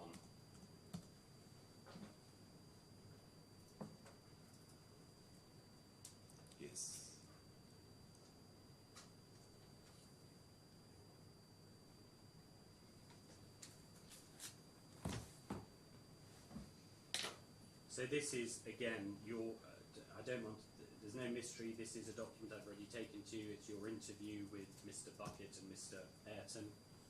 And then 2681. Can we go to the 5th box down, begins from the inside. Can you see that box? Correct. And then can you go 6 lines down to the far right? It says, my impression, without knowing the guy very well, of Rayhan is that first of all he's really driving the business to another level. So he's doing a good job from that perspective. It's quite good to see someone who is so looking. And if both you and the judge are at the right place, I'm going to leave you to read the rest of that box.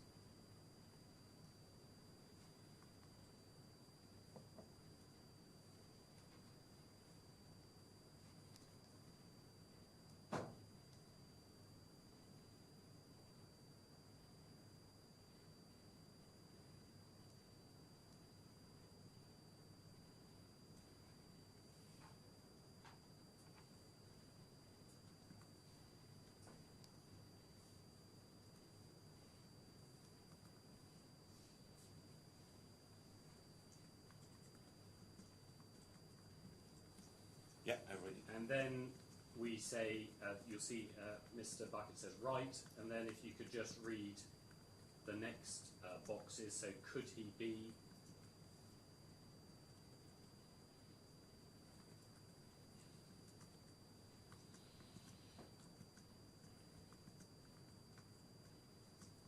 Yes. you would trust people. If you've been hard in that job, you should be good for that job.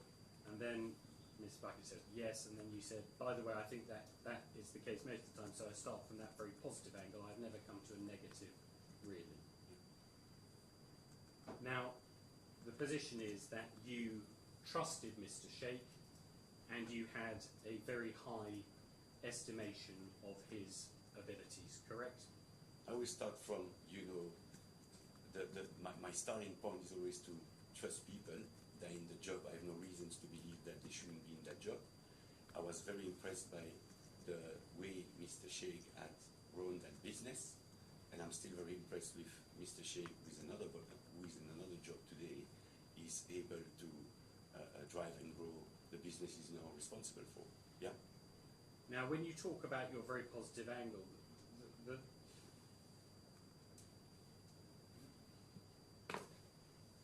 on the 31st of August, you immediately came to a strongly negative conclusion about Mr. Mahmood, without speaking to him, without any kind of discussion with Mr. Long, apart from this email exchange. You immediately come to a very negative view about what he's done, correct? Fully correct. Again, the how was, for me, something that was going to really put at serious stake the relationship between the compliance function and the business. And if the relationship is not good, there's no way the compliance function can be in any way efficient in supporting that business.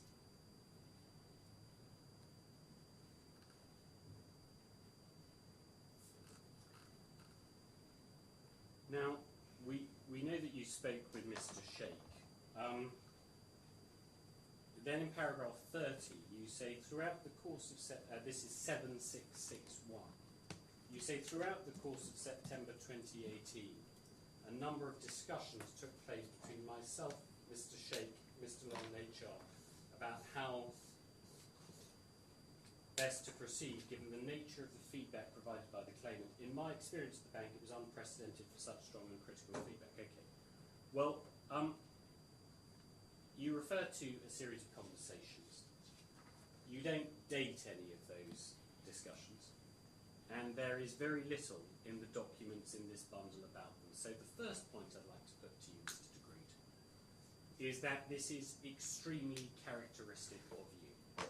Because although there are a lot of documents in this bundle, whenever real decisions are going to be made, decisions that impact on people's jobs and livelihoods, what you do is you have offline, off-the-record conversations with people senior in the bank, correct? Yeah, I do have a lot of conversation my agenda on a daily basis is to interact with the businesses, with internal and other external stakeholders. Is not all minuted or documented indeed. And the best reconstruction of events is actually at a much later document, which is at page 2015.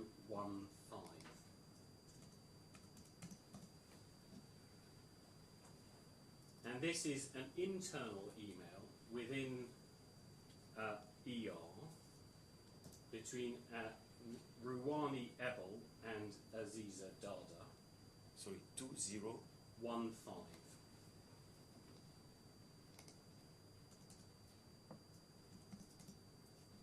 Yes. Here's a quick summary, and please note there was a formal grievance raised by Sahel against Shiraz, which I was not involved in. Manu flagged you, so that's you, some issue about P3 feedback. The feedback was quite explosive and not the typical content one would expect to see. There were some allegations about conduct included here. I understand from Manu, Adam and Rayhan Sheikh that the relationship between Shiraz and Sahel is not a good one and they frequently clash. Manu wanted to understand whether Shiraz had done the right thing in raising the feedback, especially concerning the strong allegations. I raised the query to SIS and Myrna because there were some points. So SIS, that's a supervisory service, correct? No, SIS is the shared investigation Yes, service that's part right. of the It's a legal supervi- team. Yeah, it's It's an investigation. an investigation. Yeah. But its function is ultimately supervisory, correct? No, it's part of the group general counsel function. Okay. They are not supervisory at all. And she wanted guidance about whether further investigation was warranted. And then it was recommended that you and or Mr. Peters, Ferdy, that's Ferdy Peters, correct? Yeah, it was the COO, i.e., in the chain of Mr. Sohail. Ultimately, this did not materialise into a formal case. And then here we go. During discussions with Adam, Rayhan and Manu, we did agree that Shiraz's approach wasn't ideal.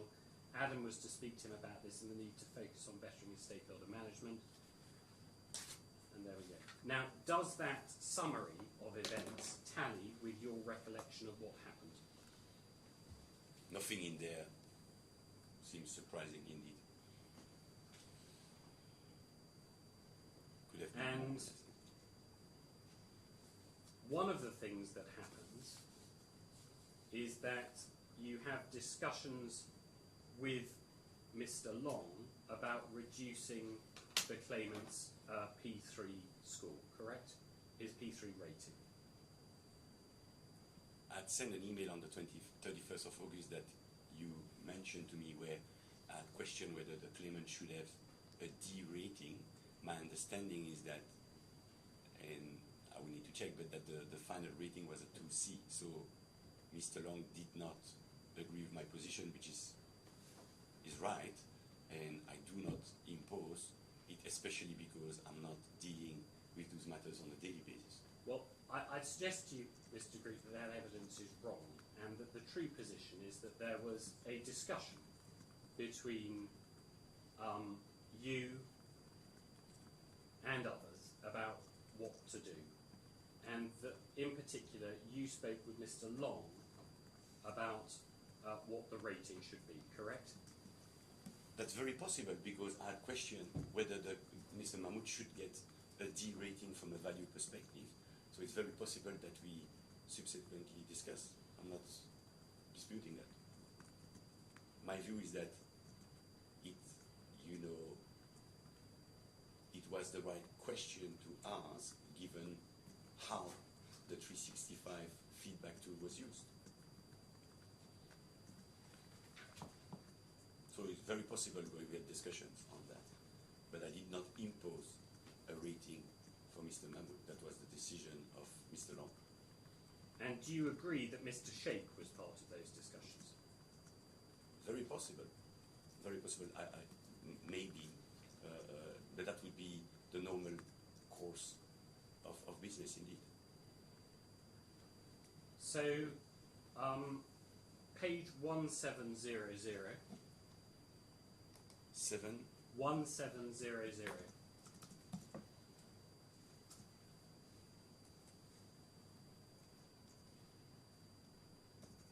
And you'll see some text in blue.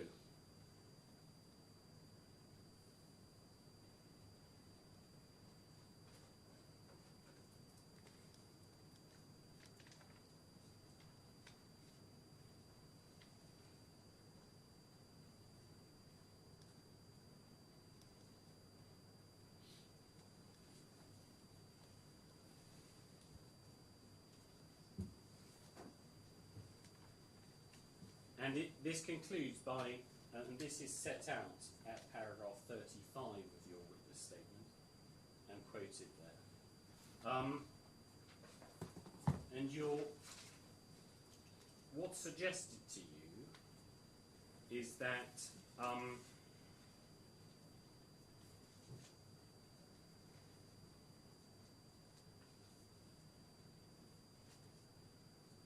there should be a peer review of Mr. Akbar. That never happens, correct?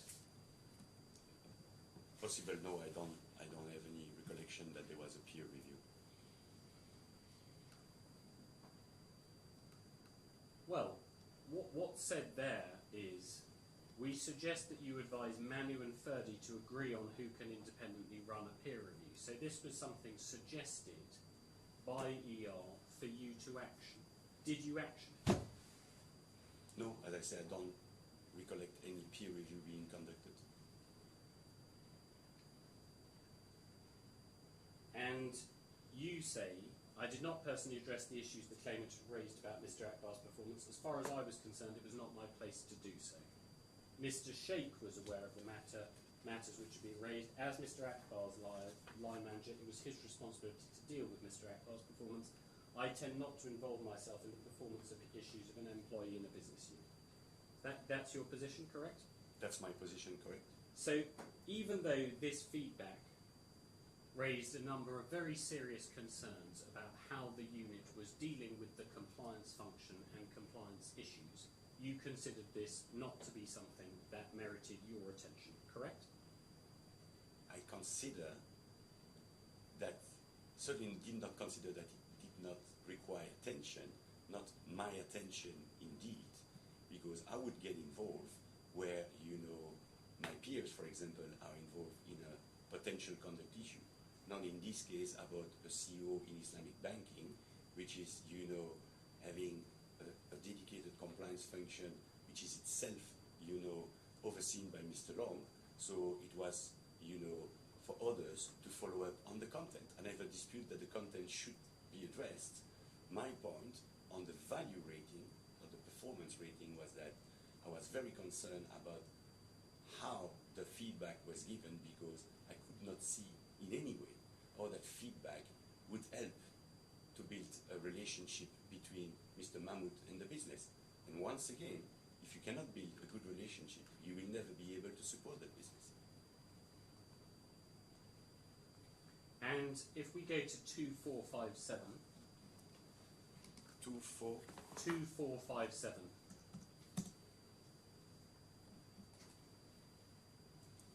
Yes. So let's begin.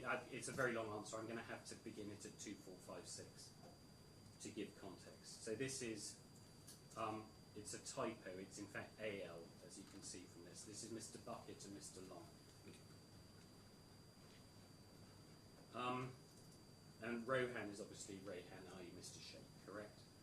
Correct. And what he says here is Rayhan was, I would say, kind of apoplectic about it. Rayhan, from the very initial time he engaged me on it, as a personal conduct issue relating to Shiraz. This is on 2456, the box beginning so failure, just for your reference. I see it. Yes. I mean, apoplectic is a strong word, correct? Yeah.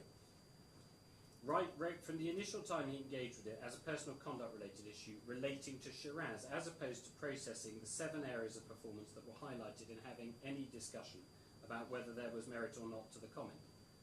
So from the moment it kind of went to Rayhan, that was just reaction.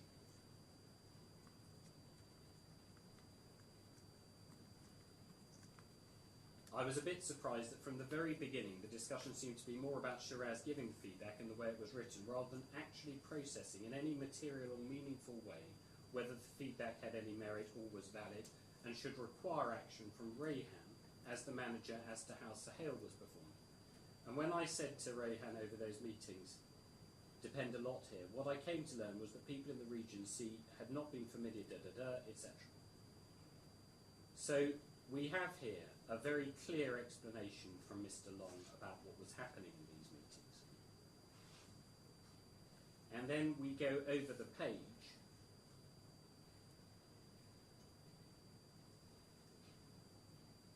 Four lines down.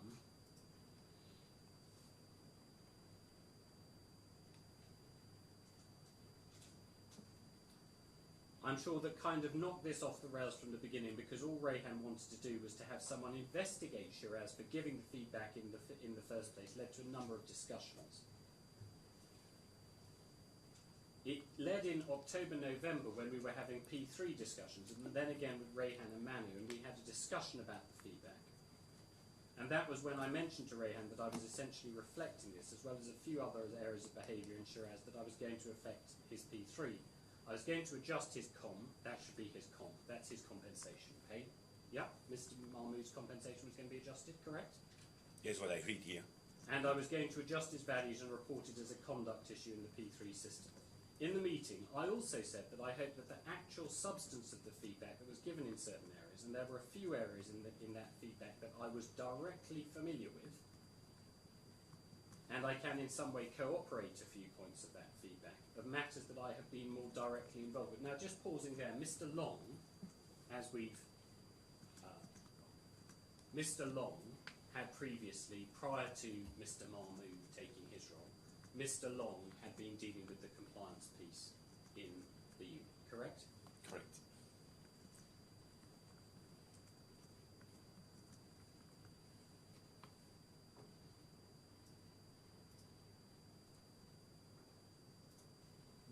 Where I felt in asking Rayhan how he was going to deal with the standard of performance on Sahel's part of the P3, that's Mr. Akbar's P3 review, there was never any clear commitment or view on that. And I have got to say it is clear within my mind as to whether any of that, it's not clear within my mind as to any of that feedback from a substantive perspective was ever considered or not in Sahel's performance. So what we have here is a completely one-sided process, don't we? We have Mr. Mahmood docked pay and the subject of a downgrade. But as regards Mr. Akbar, no one did anything. How do you know that? Well, have you got any evidence anyone has? Because we've seen Ms. Ebel saying that there should be a peer review, which she said wasn't done. No. Where do you see that Adam Long here is saying that despite, raising the need to ensure that the content of the feedback is being addressed and that is taken into account when Mr. Sheikh does prepare the performance review of Mr. Akbar, and I fully appreciate it should be done, he doesn't seem to get traction. But whether it happened or whether Mr. Long later or at one point find out that it went one way or another, I don't know. What I know is that I'm not surprised that when you give, and this is why the how is so important, when you give a feedback like that, people will focus on the how. They will alienate the stakeholders, and now to move people to go and say, forget about the manner it was done and go into the content, is a very valid point from Mr. Long. I never dispute that the content should be addressed. Whether it was addressed by Mr. Sheikh in his P3 discussion with Mr. Akbar, I don't know. You will have to ask them. That's a very long answer, Mr. Degree. Now, I'm trying to get you finished by 3 o'clock, not least so that Mr. Long can get on a flight, but it is going to be difficult if the answers are this long, because... I think that's unfair. Yeah, I agree, Mr. Okay. Smith. I think the answer was responsive to your question. Okay. No, I wasn't. That wasn't a complaint. It's just I think I should indicate to the court that timing is going to be a challenge, but I'm carrying on. So the position here is that Ms. Ebel has recommended that you and Ferdy agree on who can independently run a peer review. And the position actually was that you had been spoken to at the end of August, start of September by Mr. Sheikh, correct? Correct. And we know from another document in the bundle, which is at 1579,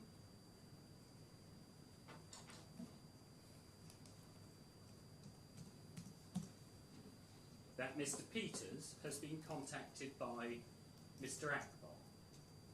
Mr. Wu? Ferdy. Yeah. Okay. Yeah. I understand it's pronounced Peters, correct? Peter, so yeah, but let's say Ferdy, he's left the bank anyway, so he won't have a problem. Well, he's now got a different job in South Africa, as I'm saying. Yeah.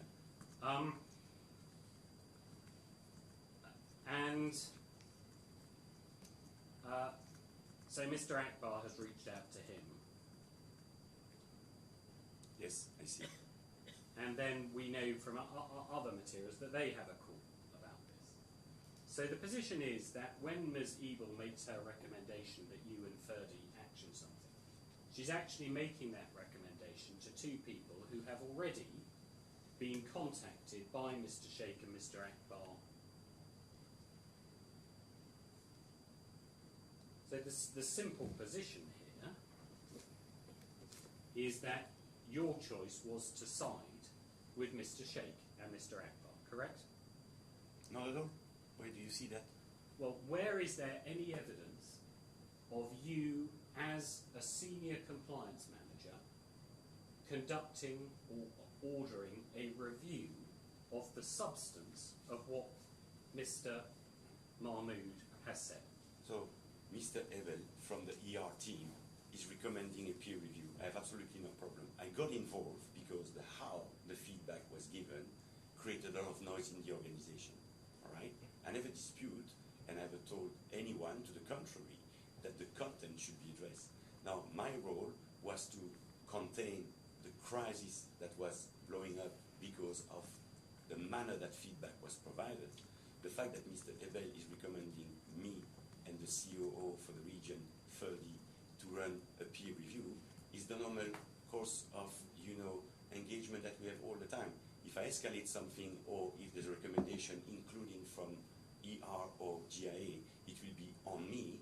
I cannot do all of it myself. It means that it's on the COO function and the compliance function to run a peer review.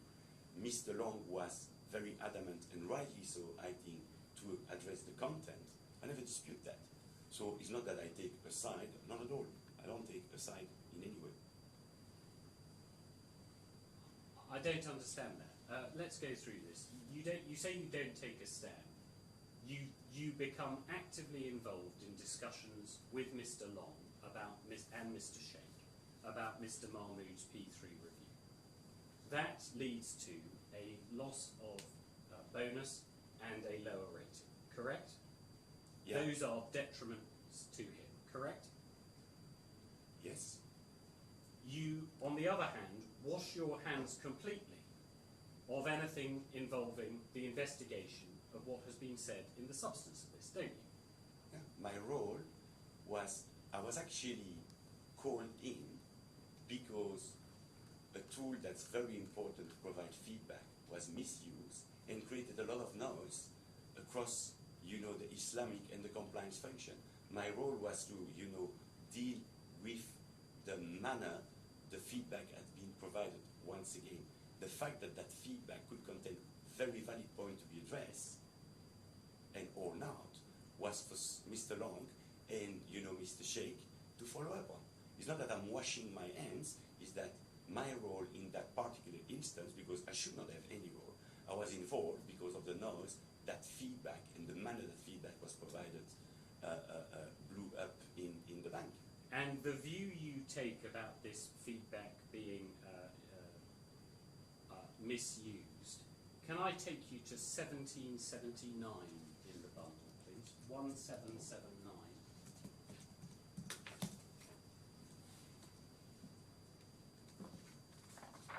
And what we see here is that Mr. Long has raised with Mr. Phoebe his concerns about the way this has gone in the unit. And Mr. Phoebe has said, Adam, just to share with you confidentially, in the event you want to show Manu, that is you, that open development feedback is not unusual. I would rather you don't forward, etc. So we see here a series of feedbacks that Mr. Phoebe has given about a series of individuals. Now, I'm not going to go through all of them, but I would like to take you as so we can see, you can scroll down and you have a whole series of them.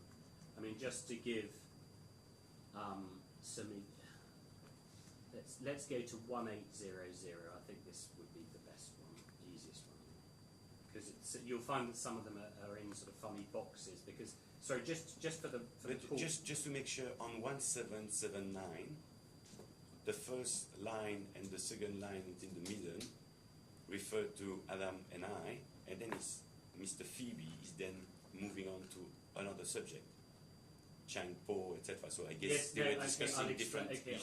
I'll explain it to you. No, it isn't. What Mr. Phoebe is doing here, I put it to you. You can look at the following pages if you want to. He is forwarding on to Mr. Long the examples of strong feedback he has given as part of either promotion discussions, 365 discussions, or other discussions on bank systems about a series of employees. Yeah? And he is doing this to show that it is in fact possible to give strong feedback within the bank. Yeah? Of course. And I do as well. Of course, that's our job. And the manner. I'm reading your page 1780. Let's go to 1800. Yeah. 1800. Zero.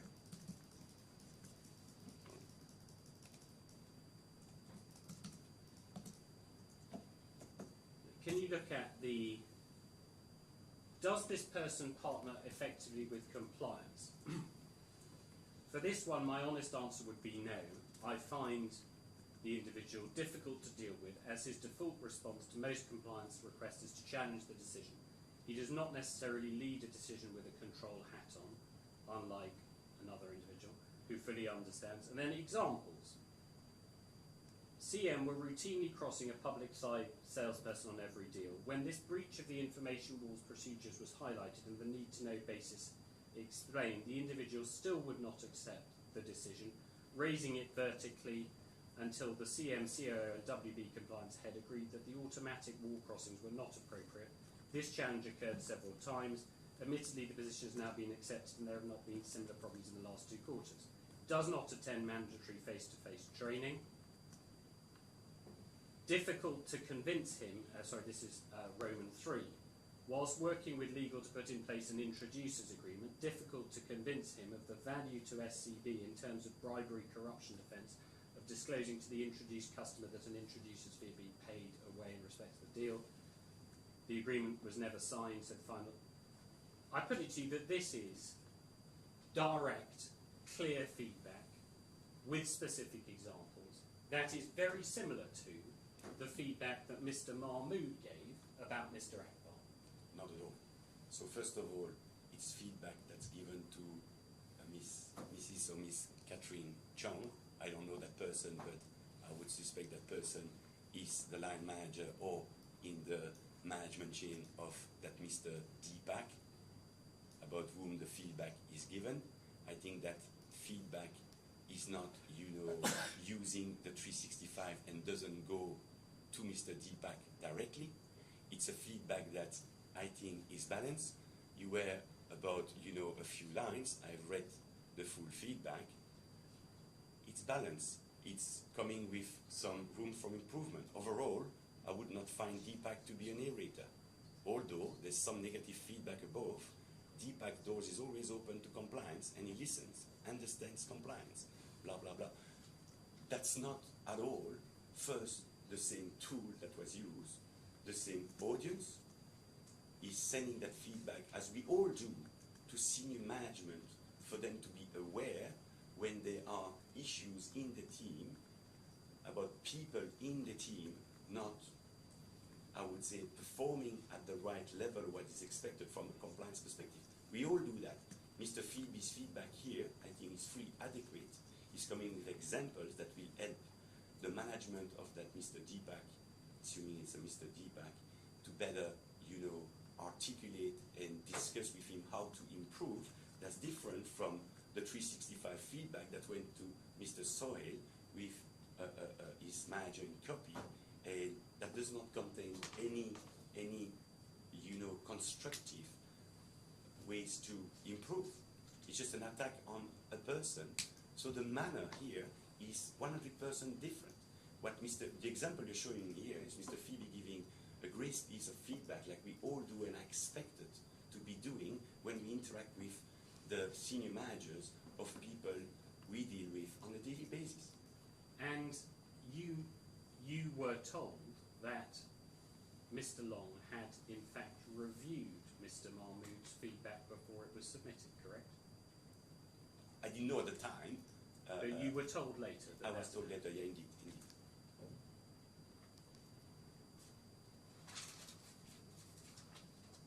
I don't know whether it happened.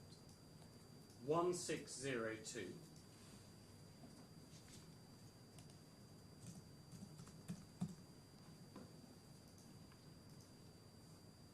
Yeah, I see. I supported the feedback.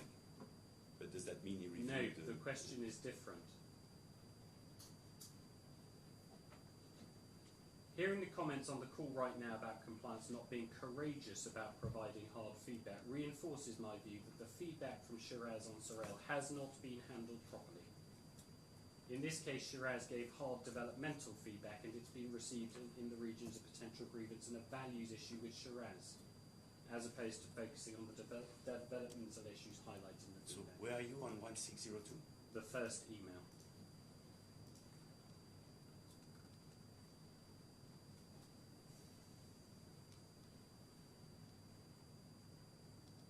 Yeah, I'm not surprised. I think the manner the feedback was given actually alienated and really reduced the chance to properly address the content, even though the content of that feedback should have been and maybe has been addressed. But I'm not surprised. The manner is so important that in that case, people, unfortunately, and that's, I think, very much the case in all people interaction, will, alienate others if the manner is not the right one. And what Mr. Long's email highlights is the disconnect between your reaction to Mr.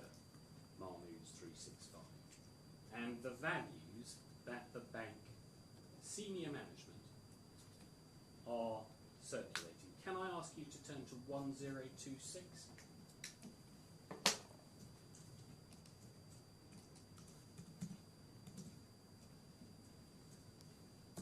Yes.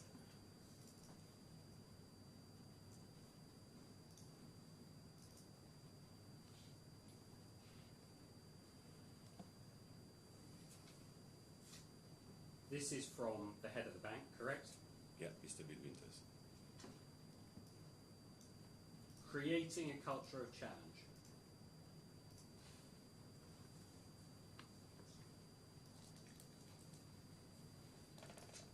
Then over the page on 1027, only by fostering this culture of challenge, even when it feels uncomfortable, can we deliver on our strategy and transform the business to deliver the best possible outcome for our clients.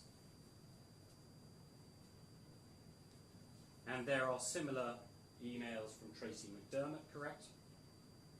And from me, yeah. And All in the indeed same from way. you yourself. Yeah.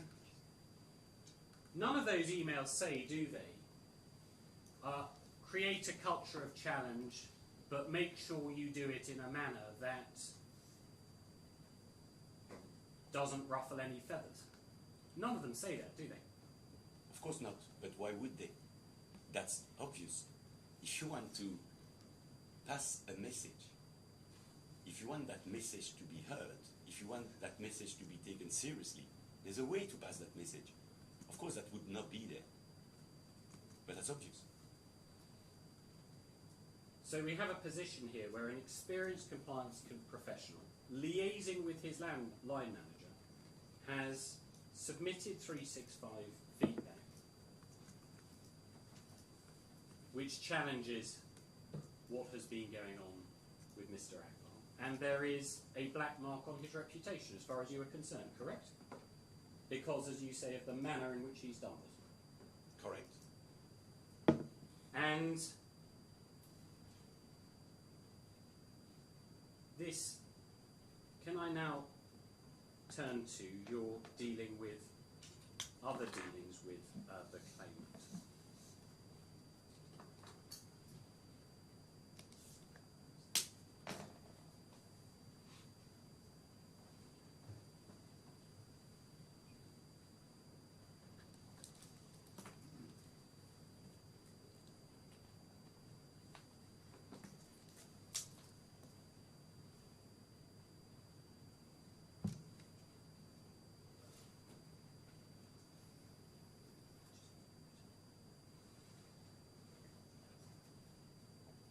So we see here a very long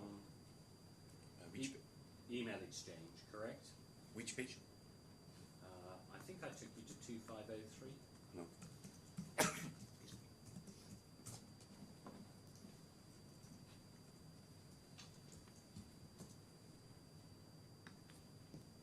From Mr. Movie? Yes.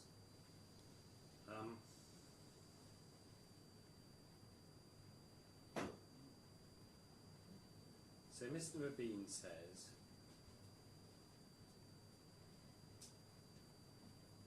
we've presented capacity planning of Sharia to CEO IB, COO IB and IB management and explained very well that we are overloaded and require more resource in Sharia management to manage our current workload.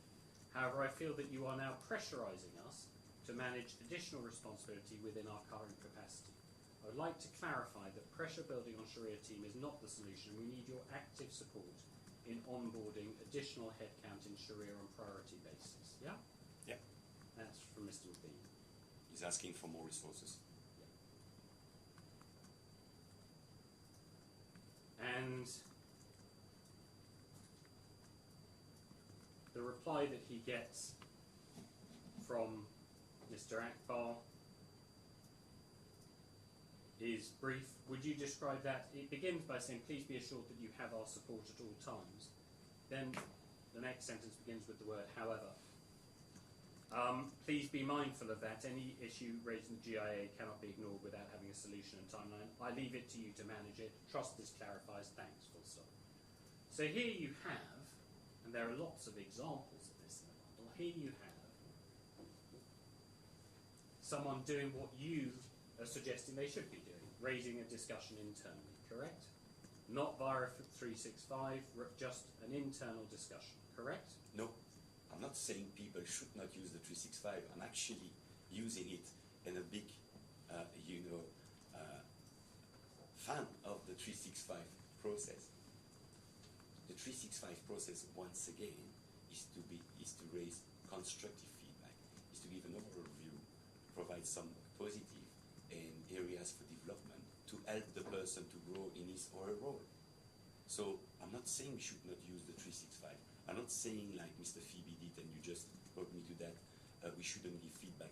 That's part of my role. I do that all the time. The manner I do it is key because it's only if I do it the right way that will be heard. If you want to attract the attention, that's people, interaction. That's basic. So I'm not saying we should not use. I'm just saying we should use it the right way, but we should use it. 2502, Yes.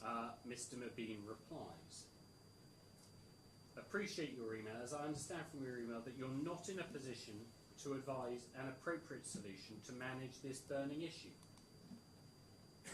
However, I would like to suggest a possible way to manage this matter is that Sharia Department will prepare a list of rulings issued by Sharia Committee for UAE and DIFC and submit it to the GSCF and GNC forums where relevant stakeholders are participants. For the enforcement and proper tracking of Sharia Committee rulings, it is necessary to track the same on governance forums till appropriate implementation, because non-implementation of Sharia Committee rulings will affect overall governance of Islamic business. Do you accept that to be correct? That the non-implementation of Sharia Committee rulings will I affect think it's the a very overall balanced governance? email and raising very good point.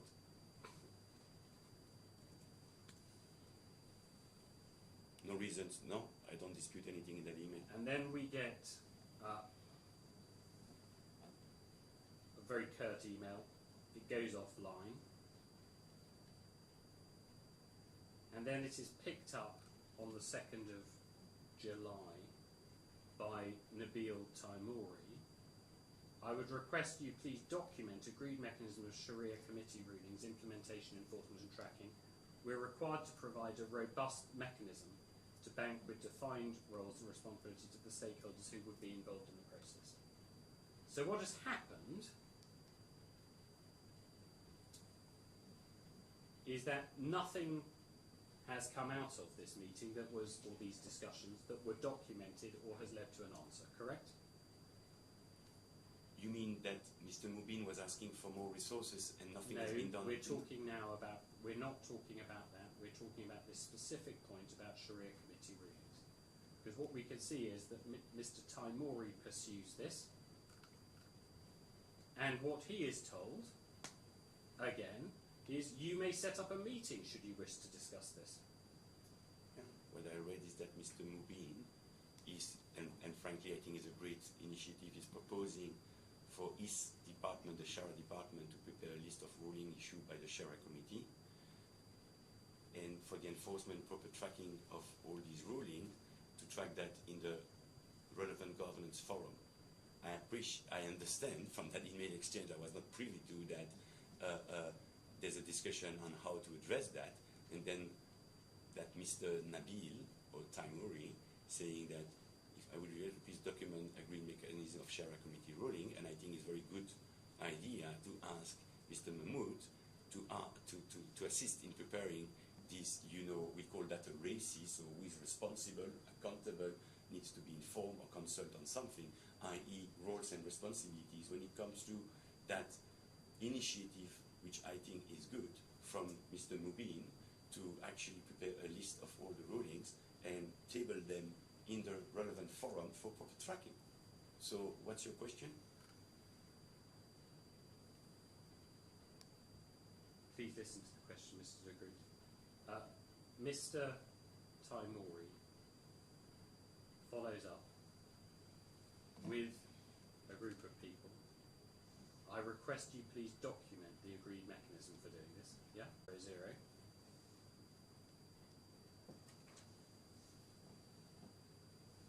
Yeah. Nabil, you may set up a meeting. So this is Mr. Akbar again, 2500. So we're now at the second meeting in this chain. And then we have 2499, where Mr. Taimouri says, boss, there is no problem in having another meeting to clarify further understanding on the process advised by Sheikh Mubin in yesterday's meeting and mentioned in below email. Your statement in below email, as discussed in today's meeting, is unclear. Therefore, I requested you, Sheikh Mubin and Shiraz, to document the discussed approach on the mechanism of Sharia Committee ruling implementations, enforcement and tracking, to avoid unnecessary audit observation and secure the bank from operational risk perspective. That's very direct and clear, ringing of an alarm bell, isn't it? Yeah, and if you want my view, I think it's a bit of an unnecessary back and forth. They should discuss, agree on who does what and by when. I think it would have been more efficient, but I appreciate well, it's a very good point. On that point specifically, Mr. Degree, that's exactly why I've taken you here, because what we're seeing here is that there have already been 2 meetings. And the point that Mr. Taimori is making is that nothing is being documented or done. And this is a recurrent theme in Islamic banking, isn't it, with Mr. Akbar? Nothing actually gets done because it's the same issue we saw all the way back in the 2016 Forum audit report. It's the same point, isn't it? It is. Is it Islamic banking that's unfortunately too much the case in the bank? And by the way, not only in Standard Chartered, that was the case at my former employer. We should, in an ideal world, have one meeting, decide, and move on. Unfortunately, in a big organization, we are over 85,000 employees. Things tends to be complex, over complex sometimes. I will give you that point. We should be more efficient. We should need less meeting and agree on something that is clear from the outset. Unfortunately, that's not always the case. Is it something that happened in Islamic banking? For sure. Is it something that happened across the bank? For sure. But the point I make to you, let's take the email at 2499 from Mr. Akbar. I put it to you that Mr. Akbar, when these matters are raised with him, is dismissive. All I can say is that Sharia ruling should be tracked. Mubin Saab can brief you what was discussed in the meeting, and Rayhan's view on this, that's Mr. Sheikh, as you were not part of the meeting. Trust that clarifies from my end, full stop. Would you agree that is a dismissive email? I agree that it's not an email where I see someone taking the lead on something that he could be taking the lead on. And then we come up the page on 2498. Mr. Taimori persists, and I'm not going to go through it all, but simply the third paragraph. I would request you, Sheikh Mubin and Shiraz, please look into matter critically, because in absence of appropriate implementation and enforcement process, bank will be exposed to Sharia non-compliance risk. In future, if failure of implementation and enforcement of Sharia rulings observed by GIA audit regulatory inspection team, the Islamic banking governance will be questioned. And then look at who Mr. Taimori loops in. Mubin Saab and Shiraz, please can you take this up with necessary stakeholders? And Mr. Akbar says, he sees obviously reference to Mr. Mahmood, and he says, oh goodness me, I've got someone who's really going to pursue this. And so we then have 2498.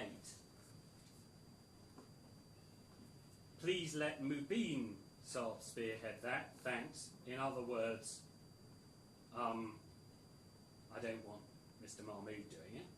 Then we have 2497. After discussion with Sheikh Mubin, I'm looking at this matter and highlighted the risk associated in implementation. I am very much surprised why the governance team is hesitant to implement a robust mechanism for such a high-risk matter, in capital letters, correct? And who is Mr. Taimori? I'm asking because, you know, emails like that we see every day. Of course, someone will see something as a high risk. It could be a high risk, I'm not disputing that, it could be a very low risk. I see that there's an exchange of email that, I give you that point, is frankly not something I'm trying to instill within the bank. I want people sit, go to the bottom of the issue, make sure that we are very clear on who does what and by when.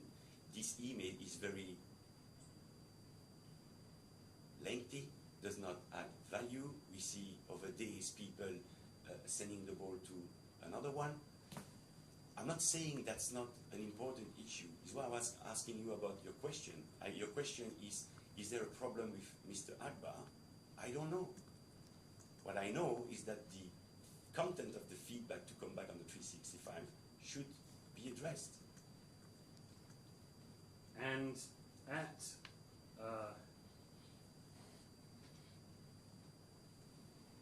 But who is Mr. Because for the last 10 minutes you're asking me about the views of Mr. Taimori, but I don't know who that person is. I think it's important because is he a senior person within the business? Is he in, outside of the business? I don't know.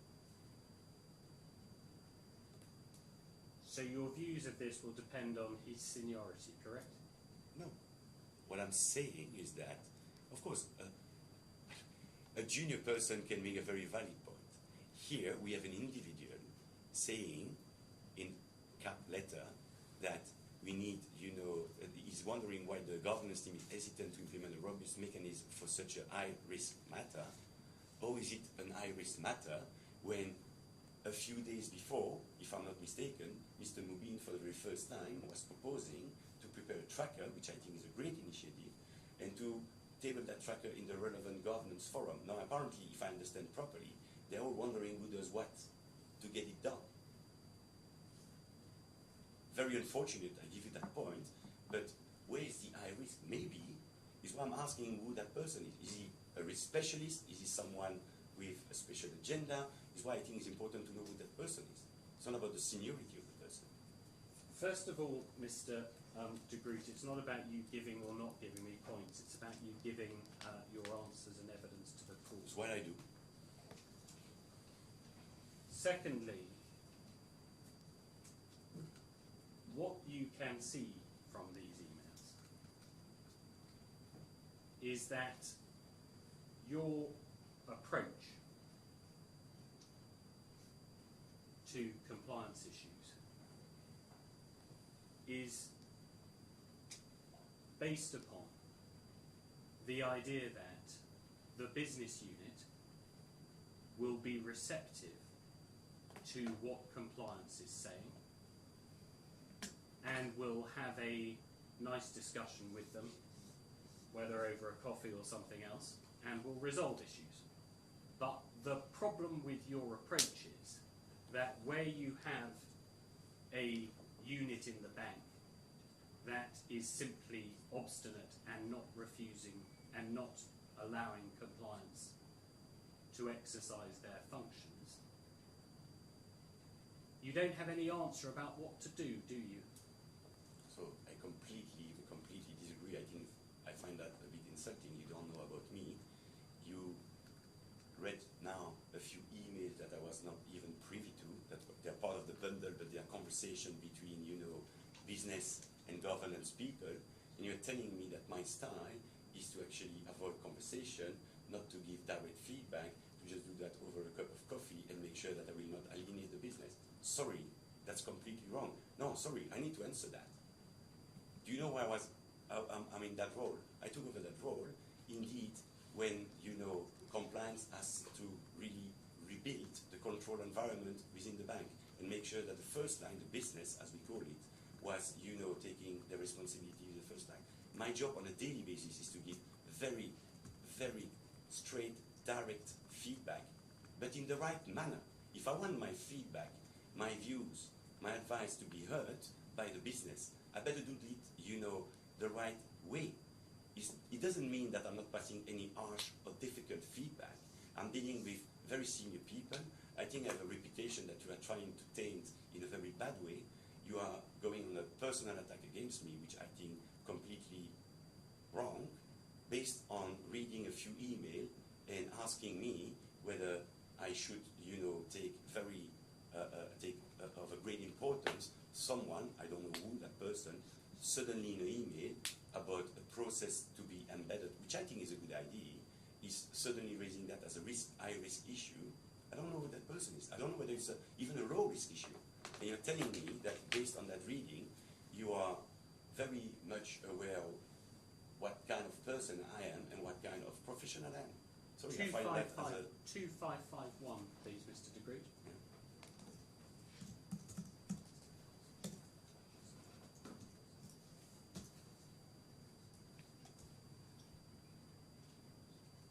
So 2551, we see an email from Mr. Farhan Qazi, who is the head of Sharia Compliance Pakistan.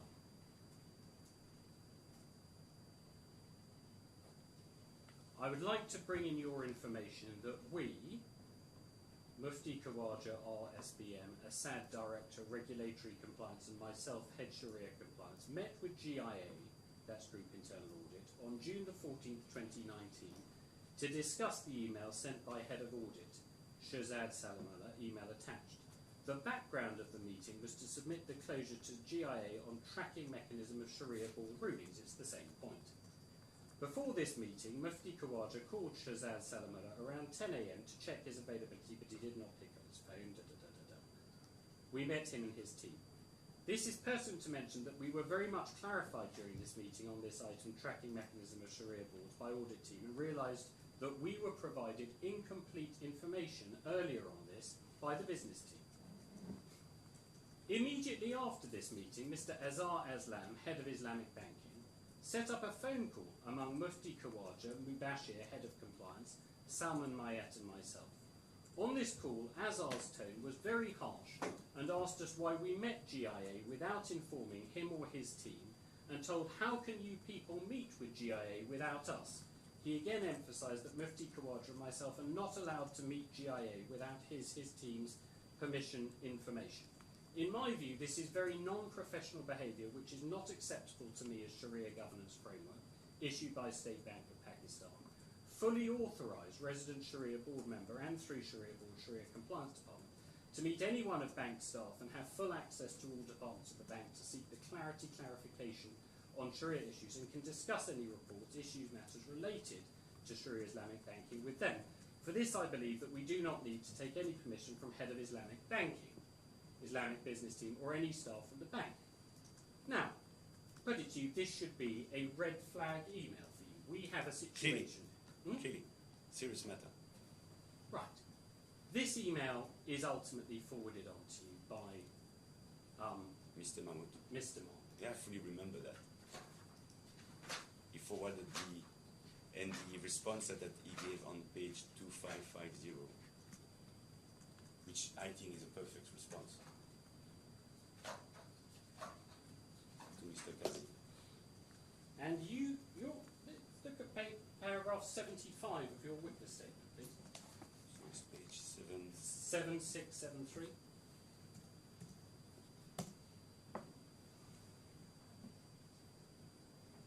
I did not consider Mr. Kazi's complaint to be relevant to the claimant's most recent disagreement, which was whether or not the Sharia department needed to engage with GIB compliance and leave it for every request for a revision.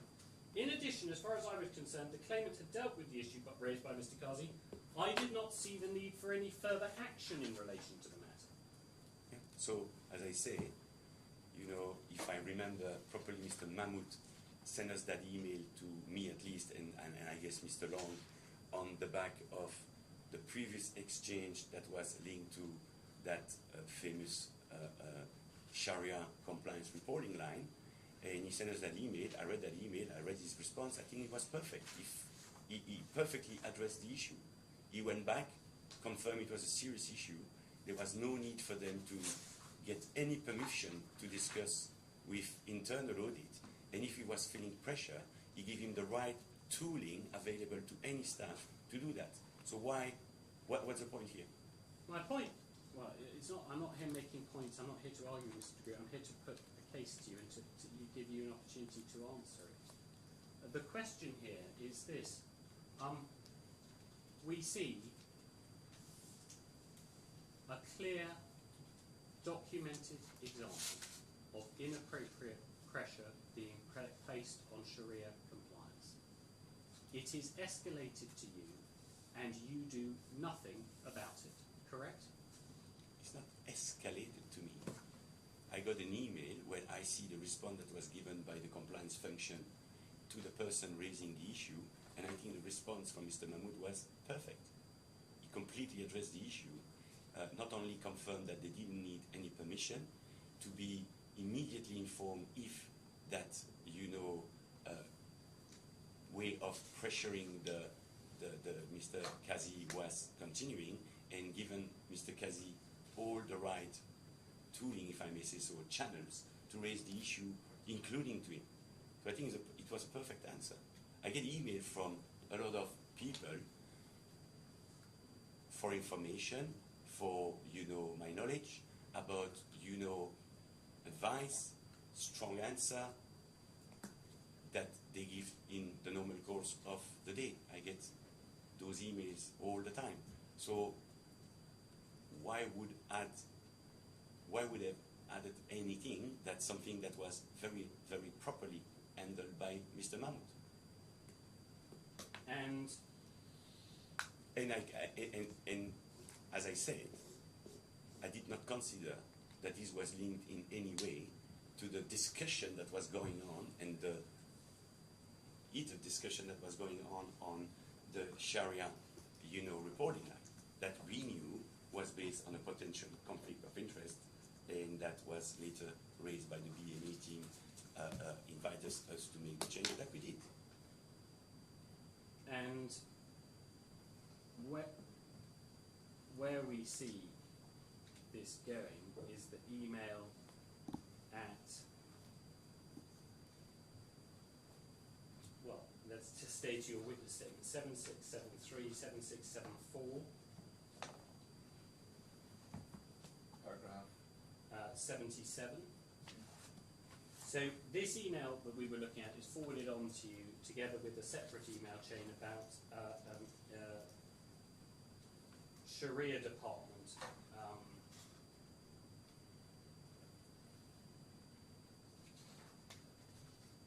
And Mr. Hilal, correct? And 77 is my email to Mr. Long. yes, okay. Let's. I should be fair to you. I go back. Paragraph. Well, stakeholder engagement plan 56 of your statement. That's at 7688. I think we can. I will get through this one. 7668. 7668. So this is an email that the claimant has sent on to you because Mr. Long is away.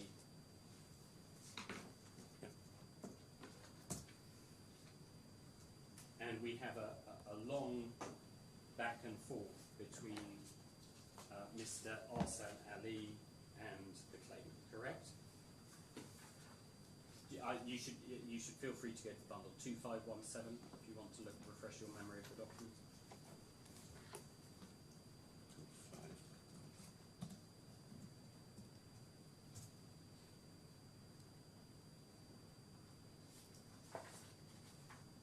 25. And let's go to 2517.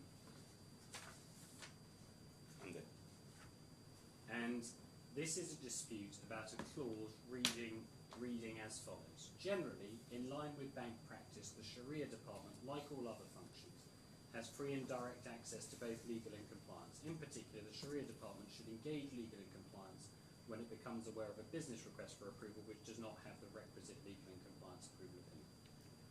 What do you find objectionable about that statement? That one, that Sharia department, like all other functions, has free and direct access to both legal and compliance, I'm completely fine with that. And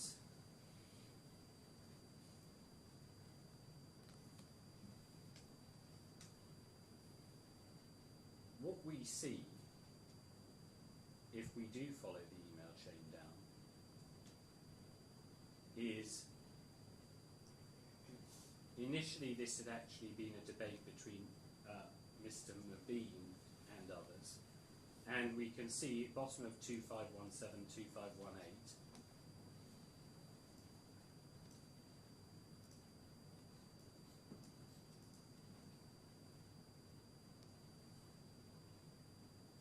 which is here different. It's not about free access to legal and compliance, which is of course the right of any staff member of the group of the bank.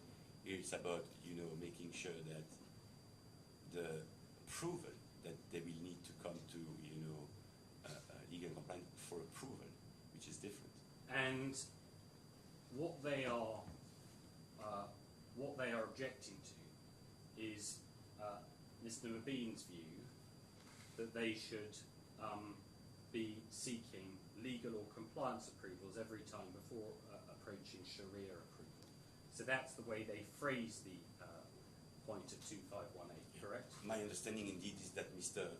Hilal here is disputing the fact that they would, on top of what they're doing with the countries, with the teams, the business team distributing their product and the local compliance teams, they will have to come to, I guess, Mr. Vasily Legal and Mr. Mahmoud Compliance for approval. That would, in Mr. Hilal's email, paralyze the business.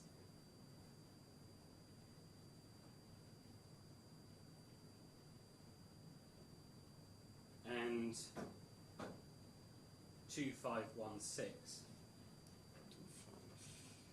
16. This is an email from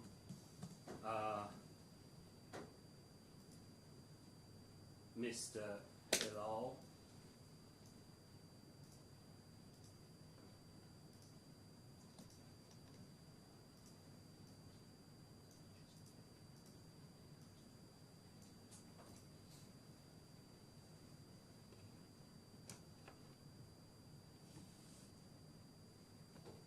And I think the key takeaway here is there are lots of points here, but let's just focus on this one.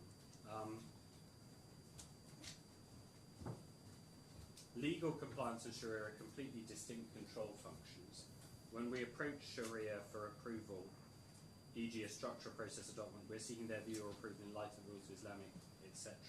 When we approach legal for their approval, they review things from the perspective da-da-da. Likewise for compliance on regulatory or internal policy. And what he is saying in his reply, Mr. Mahmood, is very simple.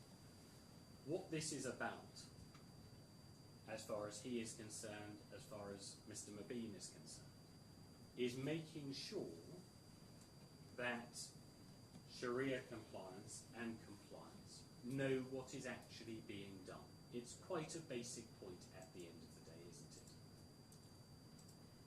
Do you agree? I agree. But what does that mean? Of course, it's completely fine and advisable to be aware. What are you implying that they should be aware? They should be more than aware and approve every single, Islamic banking transaction going, across the group or Islamic banking countries. But So of course, I have no problem that the engagement is about improving line of sight of the control function, improve collaboration between the control function. That statement taken in isolation makes perfect sense. I don't think what the discussion here was whether we needed to come back and add a layer of approval. That's the point I disputed. And at 2513, we see Mr. Mahmood, and one of the points he makes here is that the new engagement model doesn't require any extra business activity and approval. It's clear and has been agreed. And what we instead see is the same pattern here. So third paragraph, line 4. He's reverted with a challenge questioning why business staff creating disclaimers and issuing them without getting legal or compliance input is a problem. What page are you on now, Mr. Bickford? I'm on page 2513, Your Honour. Paragraph 3. Line 6.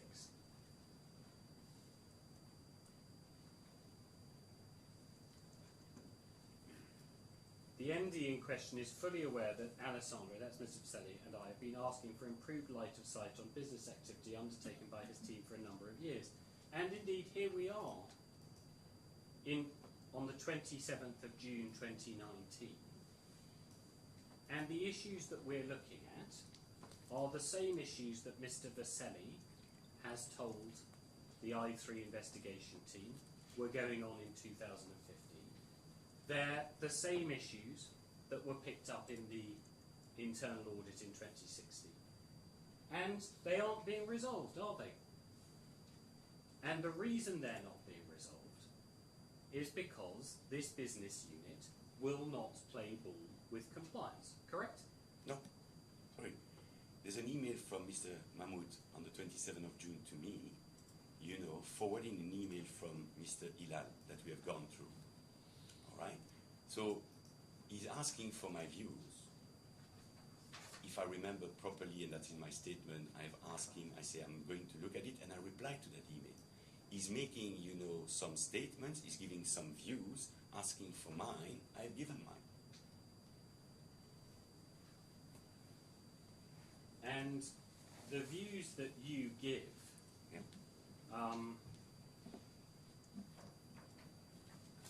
are cited in full at page 7671 of your statement, which may, in a new file that I have seen, someone gave me a copy of, I believe. Or maybe I gave it to someone else. It may now have a page reference, but in any event, it's set out in full on paragraph 68 of your witness statement, 7671.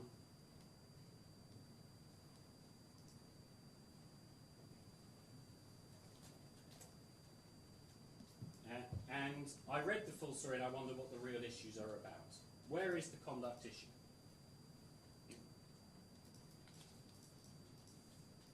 So you have seen Mr. Ilal email that was forwarded by Mr. Mahmoud to me. So where is the, indeed I'm asking where is the conduct issue? Can you? Now, you responded very strongly earlier to questions about your approach. And so I just need, you may just want to repeat what you've said already, but what I'm suggesting to you, Mr. de Groot, is that this email is very characteristic of you because you find a way of saying, there's no problem here.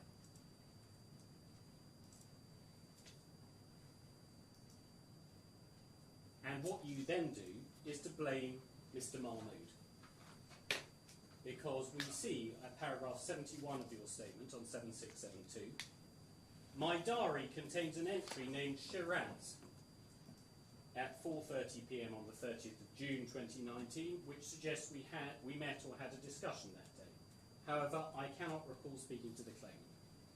What I suggest to you very simply is that at or around that date, whether it was the 30th of June, the 1st of July, but at or around that date, you told the claimant that if this continued, his job was going to have to be re-advertised, correct?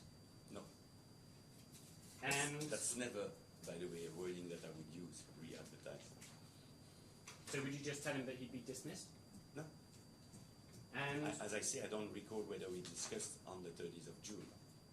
I recall a discussion, that's in my statement, I think it's 12th of May, where we did discuss about the very importance of building a relationship with the business, because without being able to build that relationship with the business, it would then be very difficult for Mr. Mahmoud to continue supporting that business.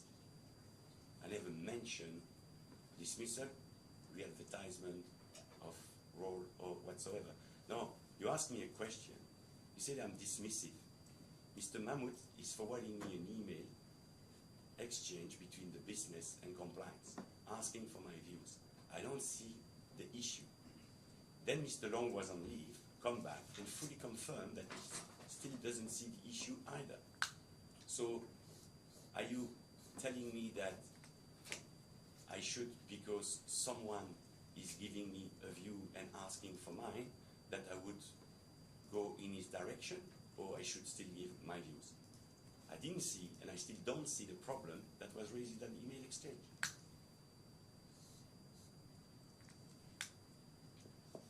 And we see your email exchange with Mr. Long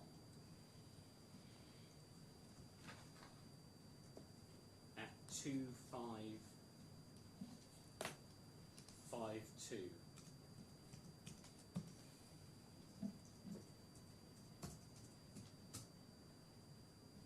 So Mr. Long apologises to you with at the bottom of 2552. He's been working on this engagement model for some time, and I'm not happy with the proposed model. Went out the week I went on annual leave. I wish he tried to call an SMS when it blew up. Wish he hadn't copied you in. And then what you say is, you're welcome and let us discuss, since we need to make a change.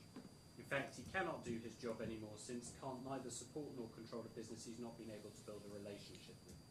Rayhan has too much of it. And I must say, we're spending really too much time on trying for ages now to get Shiraz to do a better job, but he's not getting it, and I strongly believe he never will get it. I also discussed with Crispian, that's Mr. Custom, feedback with Shiraz was not good at all. Okay? Yeah. Now, I put it to you that what you're saying here is that Mr. Mahmoud should be removed from his role. What I'm saying is that we need to make a change. I fully appreciate the process that the bank has to go through when we want to make a change. There's a very strong and solid process to follow up on. I didn't know how the role would end up, whether Mr.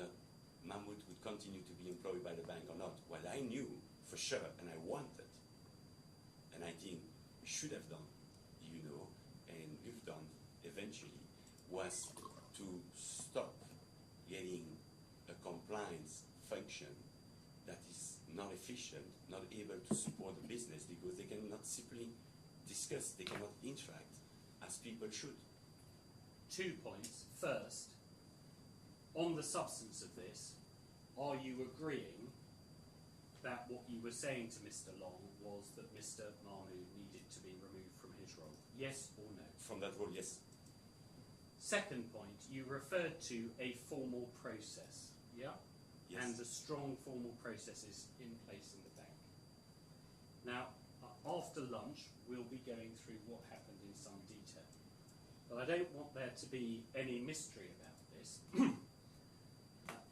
The case being put to you is that as of this date, the writing was on the wall for Mr. Mahmoud, correct?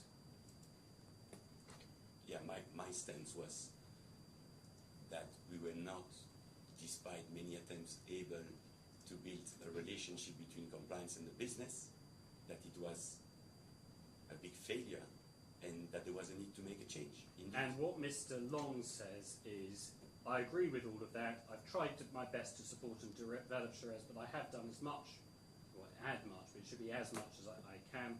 There's been a material change in the way, and there has been, I think that should probably say no material change. It's a matter for Mr. Long. Can we discuss next steps when I'm back next week? Of course, let us discuss, and I know you've done the extra mile. Sometimes it does not work, and this is clearly not your fault. So that's where things were on the 1st of July. I have slightly ended over lunch, and so that is it for now. All right, thank you. We'll adjourn until 2 p.m. Mr. de Groot, during the adjournment, you shouldn't speak to anybody about your evidence, and that includes the legal team representing the bank. And indeed, you shouldn't speak at any time to any other witnesses who are giving evidence in this case until such time as they have completed giving their evidence. Very clear. Do you understand that? All right. So just find a bite somewhere and be back a little before 2. Thank you. Thank you.